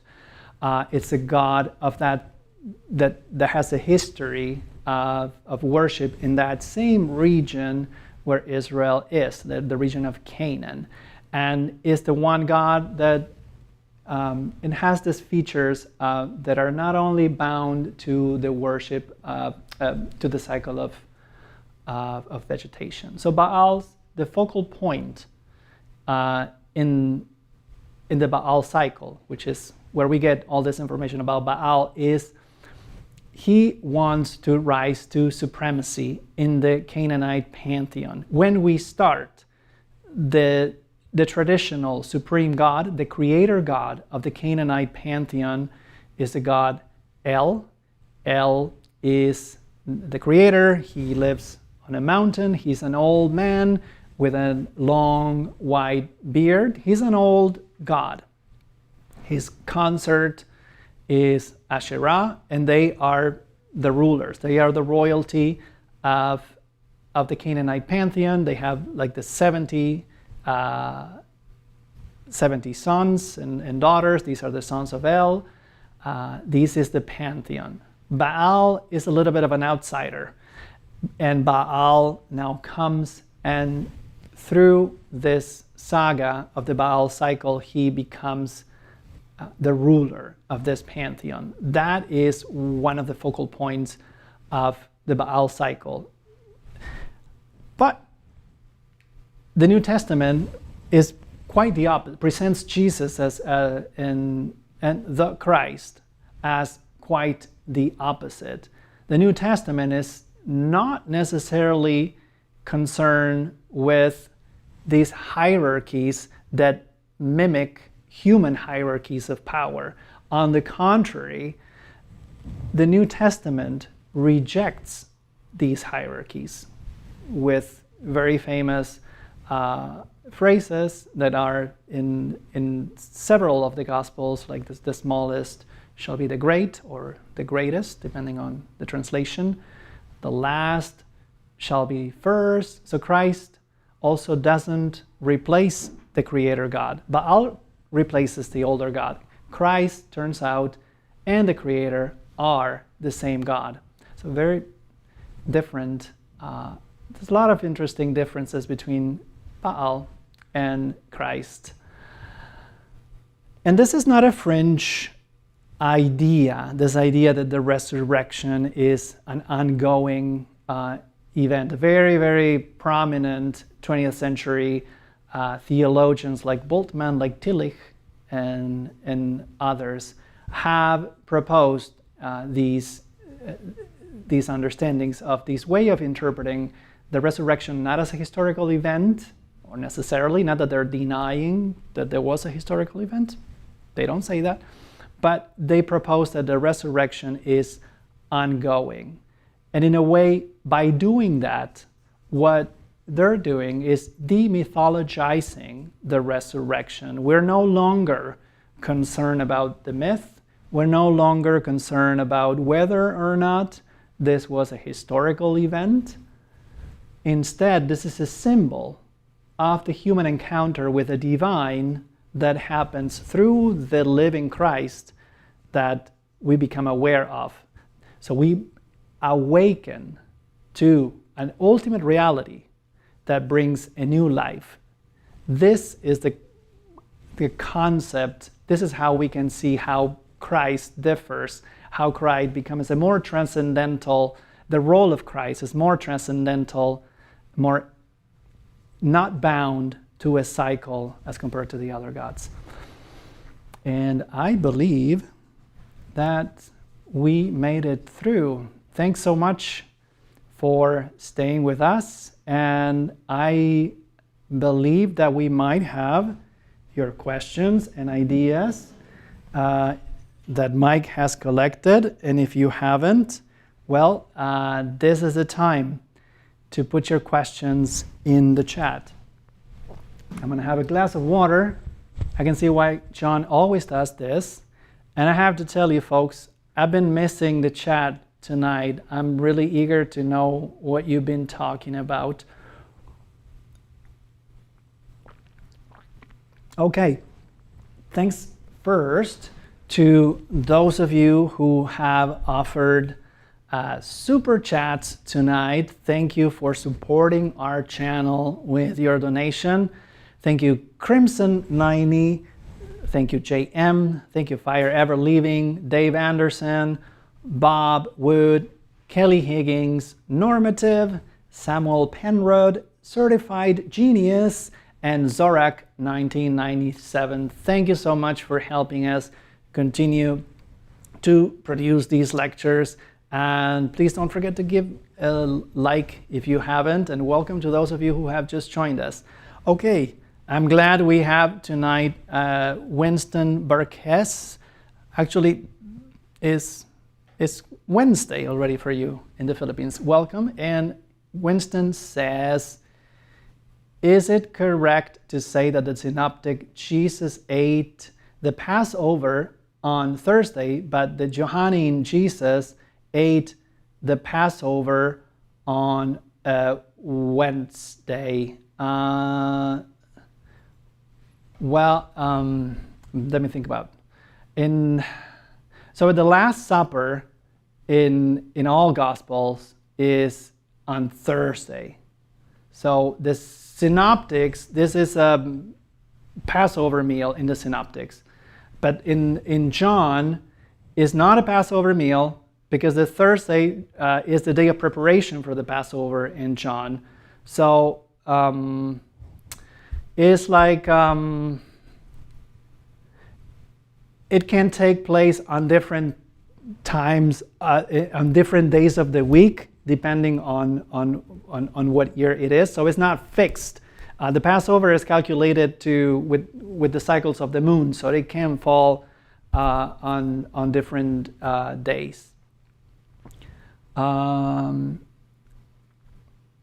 You're thinking of Easter, that Easter falls on Sunday, but that's not how the Passover works. Samuel Penrod, although not all dying and rising gods were precisely the same, doesn't mimesis, that is, imitation of the real world in literature, allow for modifying these stories in Christian scripture. These gods were not all precising the same, and we can adjust literature as much as we want, but this is not what Frazer is concerned with. Frazer is trying to explain the origin of religion. Frazer is trying to say Christianity is an early stage of development, and yes, like we do in literature, we can imitate what happens in the real world, but that's not the concern with Frazer. Frazer is trying to propose that Christianity is not as good as the science that is emerging at the time, and he tries to say, look, Christianity is just like all these ancient stories, and it contains the same kind of practice, cultic practices that this very ancient and this very primitive people are even doing today. Is, eventually will overcome Christianity, and at that point, maybe we'll write stories about, based on the Christian story, but Frazer is not necessarily concerned about that. Another question from Winston Burkess: would you agree that Jesus was a myth like Osiris, but with the basic difference that Jesus existed in historical time, while Osiris existed in mythical time? Well, I would not agree with that.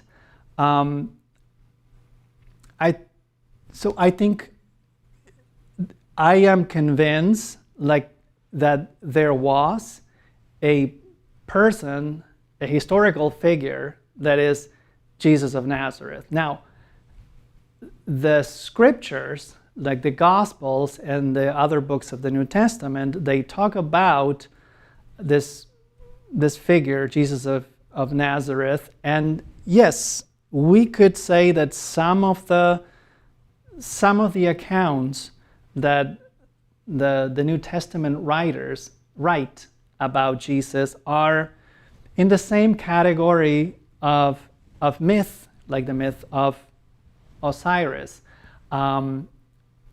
But this, we can't really say that Jesus is a myth. There are some scholars that think that Jesus is just a myth. And I think I'm not sure I am understanding your question. If you think that mythical time, you're thinking about a time that is a time immemorial, a time that we cannot even think about. But in that case, you're almost proposing an ehumerism. You're trying to say it's possible that Osiris was someone who there's a little bit of a core of historicity in the story, and in times immemorial, before anyone had access to writing, or there was some king that died and maybe he got dismembered or something like that. Is possible, but is speculative. And it's just like with Frazer. Yes, we could speculate that there was such a thing, but it's not useful, because what we try to, when we propose a theory, a thesis, is what we try to do is we try to propose something that can be used, that can help us solve questions, arrive at conclusions. But if it's only speculative, it's only fun to think about. Welcome, Ricky Palacios. Is the water into wine motif common across all deities? I would say no. I'm not an expert on Dionysus. I'm not sure that, so he's a god associated with wine, but I'm not aware that there's any myth or any ritual practice of Dionysus that consists of turning water into wine. Definitely nothing about, there's no connection between Baal and wine. The only Canaanite god that I think is mentioned of having problems with wine is El, but he just gets drunk because he drinks too much wine, the god El, not Baal. Baal is associated with the waters that come from above, so the rains, but there's no turning that water into wine. That wouldn't be very, I guess, I'm not sure that would be very useful for agriculture. So yeah, I would say it's probably just a Jesus thing, turning water into wine, Ricky. Mr. Balarais, welcome. And Mr. Balarais asks, is it reasonable to hypothesize that Christianity wouldn't have survived if Jesus wasn't described to have resurrected in the Gospels, New Testament, but rather stay dead? Well, yeah, I think probably that would not have even be a concept of Christianity, because that's what Christianity is about. It's like the story of the women at the tomb, or the story of the road to Emmaus.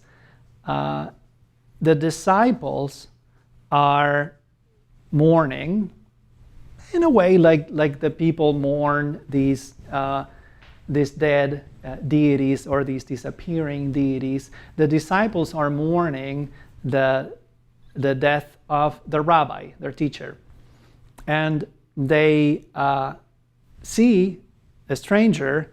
The first encounter with the resurrected Christ is always a little mystical. Is like they don't recognize who this person is. Mary thinks that the resurrected Jesus is the gardener. So this is not the same as the Jesus of Nazareth. This is someone who doesn't even look like Jesus of Nazareth, even though in Christian iconography we very much always portray Jesus, at least each culture portrays Jesus in the same way. Mary doesn't know who this is. Only when Christ calls her by her name, she knows this is Jesus. So it is like a little bit of a mystical awakening experience for Mary. It's not necessarily only suggesting that this is someone who crawled out of the tomb. And the same thing happens with the road to Emmaus. These two disciples are very sad because Jesus is dead, and they encounter the stranger on the road, and they don't know who this is, but they have dinner with him. And when the stranger breaks bread, they say, "Oh, this is Christ." And at that moment, the stranger disappears. So there's a lot of a little bit of mystical encounters that the gospel talk about that make the story of the resurrection less straightforward than what some Christians would like to believe. This is not just the same person that looks the same. No, this is a different kind of encounter. Seeing the resurrected Jesus, the Christ, is not the same kind of encounter. So I would say there would not be Christianity. I guess I agree with you. OF, next question, says, if they are not immortal, what makes them a god? I feel like immortality is a prerequisite. Are these just stories of regular people in mystical places? And that's a great question, because this is something that Jonathan Z. Smith points out. I guess we have this assumption because I guess most of us Westerners have a background in the Abrahamic religions, where we think of deity or divinity as one thing, one God that is eternal, that is almighty, that is everywhere, omniscient. So the concept of divinity that we have is very conditions us to think that we cannot associate death with divinity. But that is only an assumption, because in stories after stories, in mythologies from all over the different cultures, but now let's talk just about the Mediterranean world and the Mesopotamia, which is the concern of Frazer. There are gods that die. There are gods that it's not the boundary between humanity and divinity is not so clear-cut as it is within the Judeo-Christian framework. So for us, we have this understanding that the God is this other. This is a reality that we cannot even conceive of. Christ is the only way for us, for Christians, to connect with this divinity that otherwise is totally out of reach, out of comprehension, beyond our reach. That's not true for some of these cultures in the Mediterranean. Humans can become gods. Gods can die, and sometimes God, as we saw, disappear, but that doesn't seem to be a problem for people to continue to think of them as gods. And some of these gods are not necessarily what we think of a god. For example, the Canaanite pantheon, the way some scholars understand the Canaanite pantheon is as divinity. But divinity is not necessarily expressed in one god, but there's all these different gods, and each one of them has a function, and through those functions, each one of these gods composes the whole of divinity. And sometimes some of these gods just disappear or simply die, but they are still gods. All the way back to Inanna's descent, she is the most powerful goddess of the pantheon at the time. She rules over all the other gods, but when she goes into the underworld in this account, it's very, very graphic, very gruesome. She is described as pretty much at a scene that would happen at a butcher shop, that she ends up hanging of a hook, and she's the goddess Inanna. Where am I? So perplex. welcome. And Soperplex asks, could you say that Jesus' crucifixion had to be conceptualized as a Passover sacrificial lamb in order to keep the Christianity movement alive? And I guess that is related to the previous question. I think it depends on how you think about what Christianity is, what Christians believe, what Christianity is about. What the Gospels are presenting is a new kind of life, awakening to a reality that presents a new life in Christ. And now, without this moment of this episode of the crucifixion and that leads to the resurrection, yes, there would be nothing, I would say nothing to believe in. It would be maybe a movement. Let's say, for example, that there was this great teacher running around Galilee in the 1st century AD, and this person, died of old age, but by then had a lot of followers. Well, that would be totally different from any Christianity that we can envision today. That would not be Christianity. That would be a religion or a philosophical movement based on the teachings of this ancient sage. But Christianity develops through this idea, or not idea, I would say through the testimony of these early disciples that began to see signs that Christ was, that their teacher somehow was alive, and they were telling others, and others also were able to see that. Oh, Dartharama, welcome. And Dartharama asks, did Herodotus feel this about all gods? The idea that gods were actually historical figures that later generations deified?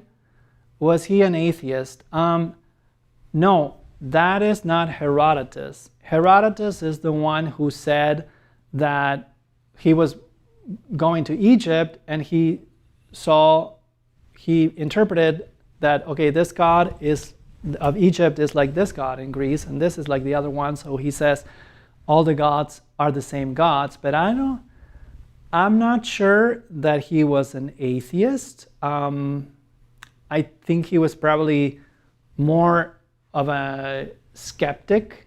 He probably didn't believe that these stories about the gods were real. He's developing history.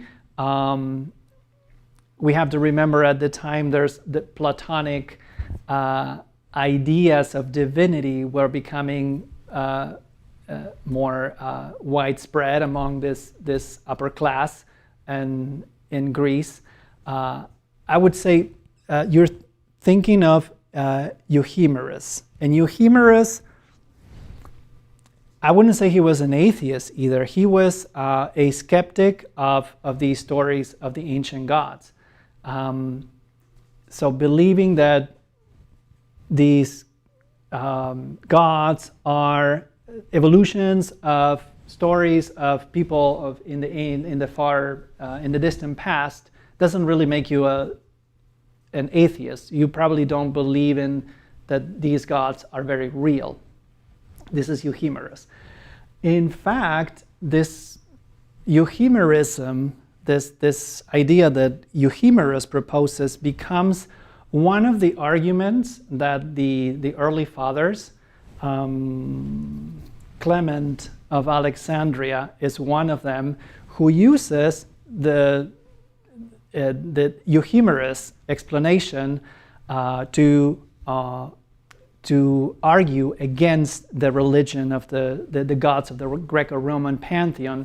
He's got a very famous face. I'm just gonna paraphrase it, but Clement of Alexandria, who is probably the teacher of Origen of Alexandria, but Clement said something like, you worship, the ones you worship now were once mortal like you are. So and Clement is not an atheist, he's a Christian, and Clement also was very, very knowledgeable on Neoplatonism. So it's, if anything, I'm not sure about Herodotus, but I would say Euhemerus was more likely a Platonist than an atheist.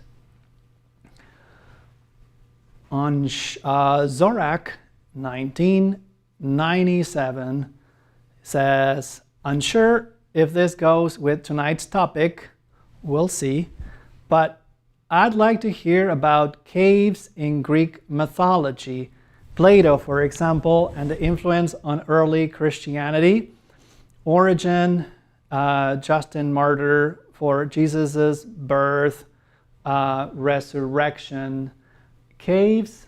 Yeah, well, I can think of, Plato, I can think of the story of the Ring of Gyges, that very much like the Lord of the Rings, the ring is deep into a cave, and also in the same work, The Republic, there's also this idea of the cave as an illusion, as a place of just not understanding what reality is. For Plato, like in the Gospel of John as well, we have this metaphorical use of the light, the real light of the sun, to symbolize the divinity, the light of divinity, the eternal life of divinity. It's very much present in the allegory of the cave, and is very much present in the Gospel of John, as John, for example, in the resurrection account, John is very explicit about the use of night and day, or the lack of light and the light. So when Mary arrives at the tomb and she sees that the tomb is empty and she doesn't understand what's going on, Mary, it's still before dawn. So when it is dark, Mary doesn't understand. And then she goes and she finds Peter and the beloved apostle, and then by the time they all get back to the tomb, and then the apostles go into this cave, let's say this tomb is usually portrayed as a cave. By the time they go and they do all that, it's already dawn, and it's only then, only when there is light, that Mary understands that Jesus is resurrected. So the author of the Gospel of John is very intentional with the use of light and darkness. I wouldn't say so much about caves, but yes, I guess in a cave there is no access to the real light. The one is unaware of it, like in the allegory of the cave. There is, I think it's only this idea that you mentioned that the birth of Jesus happens in a cave. It's only so it's in a manger, or like an animal, like a place for an animal, but not necessarily a cave, where the account of the nativity takes place. If I'm not mistaken, this comes from another source. It's not from the New Testament, where we get the idea that there is this cave, but we tend to conflate all the stories. And although we sing "Away in a Manger," we also think that Jesus was born in a cave. But yeah, I think most in other Greek myth, there's always, not always, but there's frequently a cave. In the myth of Adonis, for example, Adonis, he hides in a cave because he's afraid of Zeus because he raped Zeus' lover. So he goes in a cave, but he's tricked out of the cave by Hermes. So there's many ways of using the cave that are not necessarily associated with understanding or resurrection in myth. In this case, when he goes out of the cave, he dies. John tells me it's the infancy gospel of James. And we have a whole lecture about that gospel where the idea that Jesus was born in a cave comes from. It's not in the New Testament. Another question from Darthur Rama. If Frazer thought magic failed to evolve to religion, did he believe religion failed? And yes, he thinks that religion, even Christianity, is only like an intermediary way or stage of development of societies. So remember that he builds on the work of other social anthropologists of the 19th century who are proposing this idea that, well, there's this belief people believe in disembodied beings that don't have a physical presence because they don't understand, because their simple mind doesn't understand how nature works. They try to make nature work, and so they come up with all these rituals. Sometimes apparently magic works, and so some of these magicians actually can get away with it, but it doesn't always work. So something that is very interesting about Frazer and how he sees religion, magic, and science is that he thinks religion is a different kind of thing. Magic is more like science. So, and this is the initial and the final stage of development, because with magic and with science, you have laws or formulas. So in magic is, like he says, there's two kinds of magic, and it's very, for him, it's very simple, and all magic falls into these two categories. There's a magic that is homeopathic, he says, and this is like imitative.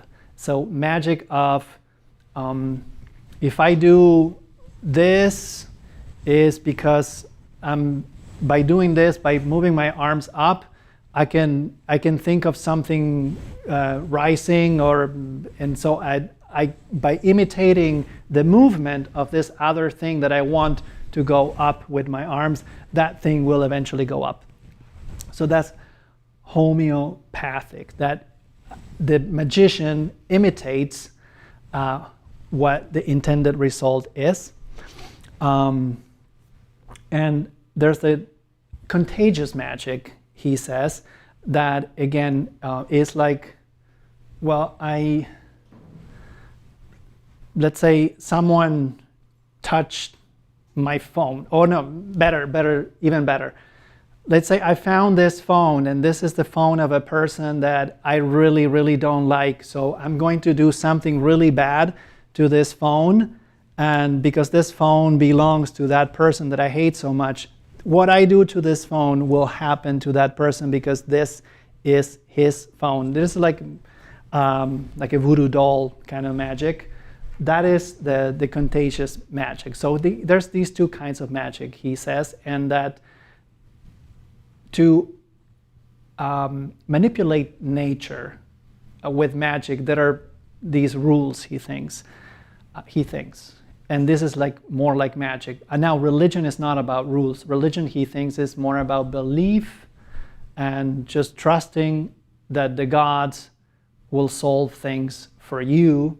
But that, of course, he says, is only a construct, right? That is not real, he thinks. Like these gods are things that we invent because ultimately what we're trying to do is to control nature. And also trying to control the problem of survival and life and death.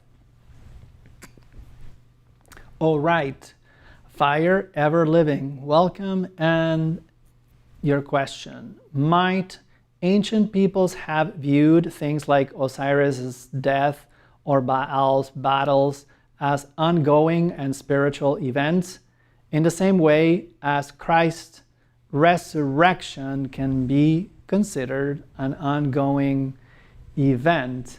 I would say, at least in the case of Baal, we know very little about his little cultic practices because all we have that actually comes from people who worship Baal is these tablets found in Ugarit. These tablets, unfortunately, only tell this is what qualifies as mythical literature, but we don't know if we don't know to what extent what we read in these tablets in the Baal cycle is associated with the cult of Baal, at least as it was in the Bronze Age. This is these tablets come from before the Bronze Age collapse in around 1200 BCE. If now in historical times, we have the people of Tyre, of Sidon, of Carthage, who are worshiping forms of Baal, but as far as I know, there is no sense that the mythology, the belief in Baal, there's an understanding that there's this battle that is taking place at all times. There is in this cycle, there is a sense that Baal is bringing order to the world, right? He conquers all the forces of all these primordial forces of nature. So he is, like, as a deity, he is supposed to provide an order in this world, not in this renewal of life that depends on the rains, which is also his domain. And apparently that is what the cult was about, at least as it is remembered in historical times. It's about the ritual mourning of Baal at the end of the summer, the midsummer. So most likely, I would have to guess. I would say no. About Osiris, no. Even Smith, Jonathan Smith says there is no evidence, at least there is no evidence that anyone thought that this drama of Osiris's death, that this dismemberment and this scattering and the episode of his penis and all that, there is no evidence to suggest that this is something that anyone believed happened all the time, because Osiris was, in most of the iconography, he's already dead. Captain Sunshine, welcome. Is Burning Man a dying and rising God? Every year he goes out in a blaze of glory only to return and rise up the next year. Well, I guess if Frazer knew about such a practice, let's say, if someone goes and some missionary goes to Burning Man and writes an account, not knowing what it is, and writes an account and says, there's these crazy people in the middle of the desert that build this this gigantic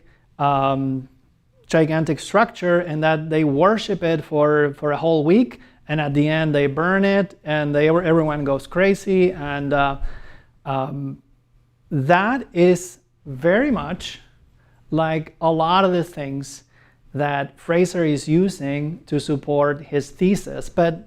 And the reality is he doesn't even know what these things mean. He only reads meaning into all these accounts that he gets. I'm not sure how. I think there is a tradition of burning something, but it's burning something as a cleansing, as a ritual release, as of letting go. I think that's what Burning Man is based on. I'm not sure I'm not sure exactly, because I've never been to Burning Man, but I don't know what this tradition is. But there's the ritual burning is like letting go, but it's not about resurrection. But Frazer would probably, he wouldn't be too concerned about that. He would say, oh yes, that is definitely a dying and rising God.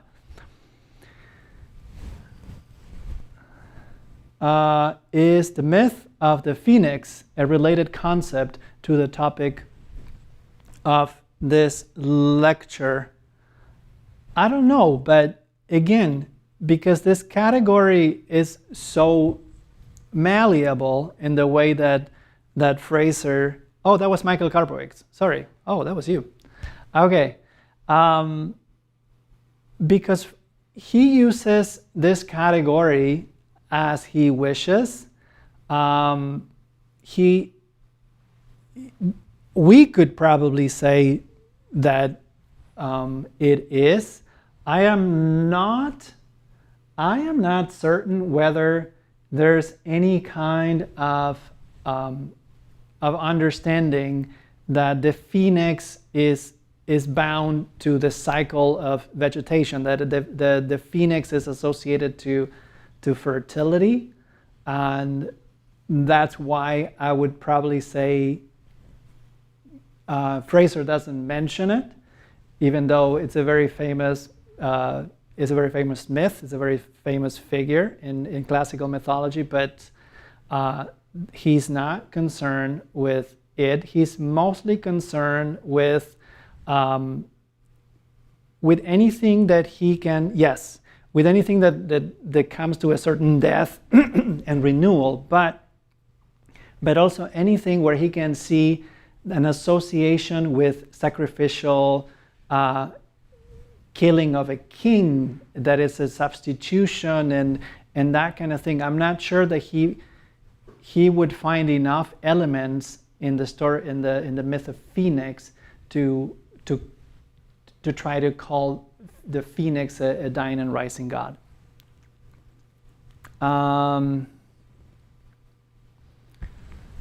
Which book? Oh, Dartharama. Which book about the history of religion do you guys like? So I would say that just doing research for this lecture, I found this Encyclopedia of Religion. Now, this is a 40-year-old publication, so it's out of date, but reading through it is absolutely amazing. All like all the information. This is like 15 volumes, and it's pages after pages of slightly outdated content about myth and religion and cults and practices from all over the world, and anything associated with it. So yes, it is not the most up-to-date scholarship, perhaps, about each topic, but it has absolutely everything, including the history of religion. Now, in general, I'm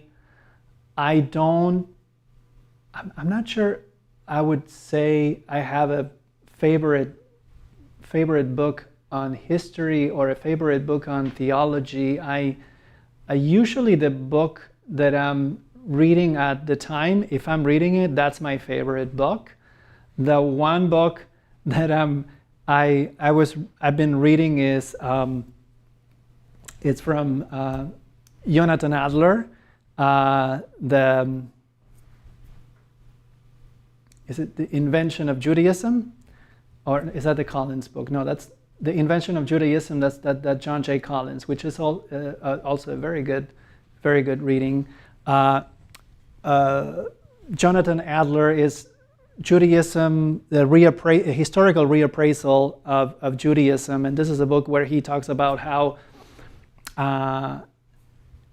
certain practices that we read about in the Bible only became actual widespread practices in ancient Israel centuries later than we previously thought. For example, the Passover celebration, that because it's associated with the Exodus, people think, well, Israel celebrated the Passover celebration since Israel entered the land with Joshua, and which is not a historical account. Whereas Jonathan Adler says most likely the Passover is something that became widespread at the end of the 1st century AD. So that's my book right now. I will double check the title, because it's a historical reappraisal of Judaism, and I'll put it on Discord. Miguel Angel, hola. Do myths with cyclical stories versus eschatological stories show they have rural versus urban origins or backgrounds? Well, that is a very intriguing question. I have not thought about that. I mean, I guess one thing about now I'm just going to try to think only within the context of what we can think of myth or legend, non-historical content within the Gospels is, although we read a lot of agrarian stories, all these parables of Jesus have Jesus running around little towns in Galilee, and so there's a lot of stories that talk about the parable of the sower and the seeds and the wheats and the tares. So all these agricultural stories that urban people would not be probably too interested in. I don't know. I think that we can say maybe these stories originate in rural parts, in rural areas, and then of course most likely they are only written down in a city because that's where people know how to write. And if we think about the gospel stories, well, although they contain agrarian themes, they are developed by urban people in writing. In the case of ancient myth, I don't know, I think it becomes more complicated because, as I mentioned, you have a core myth, and sometimes these myths, like the myth of Cybele, is associated with originates in Phrygia, and associated with a mountain in a rural area, and eventually this becomes a very famous, a very popular cult in the cities of Greece, like Athens. And once that happens, you have all these Greek elite people who are writing stories about the gods, which is like the mythological literature that develops after, and they are probably adding all sorts of components that don't necessarily have anything to do with rural lifestyle.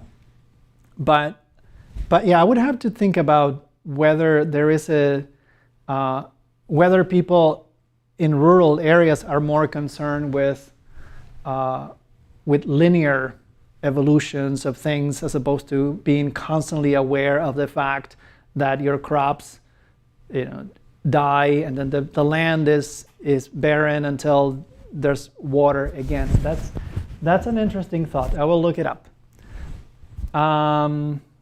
Josh Bedford, welcome. And your question: even if we do find Frazer's developmental categories of magic, religion, science as imperfect, do I think similar developmental categories are useful in understanding human nature? Well, yes, if we can find a framework that is useful, then it would help. The problem with something like what Frazer proposes is that it's not useful for anything. It's only useful to speculate and to see and to say, oh yeah, maybe this is like this and this is like that. But then in real research, in real academic research, speculation doesn't really help a lot, and especially when you have a category or a thesis that is based on top of things that are in themselves also not very solid. Now, Frazer is not necessarily trying to understand human nature, but how societies evolve. So his interest in religion is to understand how can we go to a more perfect society where we don't have people that rely that work that operate based on these beliefs in these fabricated gods and deities that are not real, and instead how can we build a society where we only operate under the laws of science? That's what he wants to do. That's why he's trying to propose this thesis of the magic, religion, science, evolution, based on supporting it with this idea of the dying and rising gods. That is not a category, or not a useful category, that you can either fit all gods or no gods into it. And this idea of sacred kingship and in substitution of the sacred king that must die, that he presents that as a universal, and that's also not really a universal according to all the evidence. He's only cherry picking his evidence, and his evidence, he takes all these things at face value without doing any source criticism. But yes, ultimately we could find a similar thesis like this to explain human nature, and why do we do the things that we do, and why, maybe in relationship to this theme, why do we believe in gods? Now, something that I didn't mention, because I think it would be TMI for this lecture, but I promise I will work on this theme for another lecture that has more to do with human nature, is other theories of religion that are more based on evolutionary psychology. And so that is a fascinating new way of trying to understand how religion evolved that has a lot to do with human nature, because this is biological, this is our evolution. And in the category of theories of religion, so how does religion originate? What is the function of religion? Evolutionary psychology proposes primarily two ways of understanding religion. One is that religion is an evolutionary adaptation, and the idea is at some point in the development of human beings, those human beings that believed in that there were these beings that were not really there, but they started believing in these beings because turns out that those who believed in those things were actually more likely to stay alive. Their little human groups were more prosperous, and so that would be an adaptation. Yes, those humans who believe in something beyond the physical world, turns out have more chances to survive. So that would be one way of looking at religion from the perspective of evolutionary psychology. Another way of looking at it would be that religion is a byproduct of evolution. So there is an adaptation, there is like a biological, like a physical change in our brain. Something happened. For example, I don't know, it could be the development of language, or like the human capacity of understand abstractions and symbolisms that we can see in the archaeological, in the anthropological record. Now, a byproduct of this adaptation, that is the actual adaptation that gave us an advantage, that allowed us to be more fit or more able to survive in our environment. There's another thing that is not an adaptation, that doesn't give us any advantage, but that is, this is what a byproduct is. This is something that we get like a side dish, like something that comes for free with an adaptation. And so religion could also be something like that. When our brain changed in certain ways, we got the adaptation, but we also got religion. So that's going to be the topic of another lecture. And okay, that's it. I lost my voice. This was fun. Thank you so much for staying tonight. Thank you for clicking like. Thank you for sharing this video. Thank you for subscribing to our channel. And thank you for, if you are capable, for supporting our channel with a donation. And I'm reminded that we don't have a topic chosen for next week, because we're going to be in Istanbul for the next month. So we're going to be at the crossroads between Europe and Asia, where a lot of these stories of these gods were taking place not too far from there. So this city of Istanbul has been at the center of many topics that are of interest to our history, theology, and philosophy lecture community. So we're hoping that we will be able to share videos of sites and the stories associated to the sites and the myths and the cultic practices and everything else that we can find as we go around Istanbul. So thanks again, and see you next week, or see you on Sunday.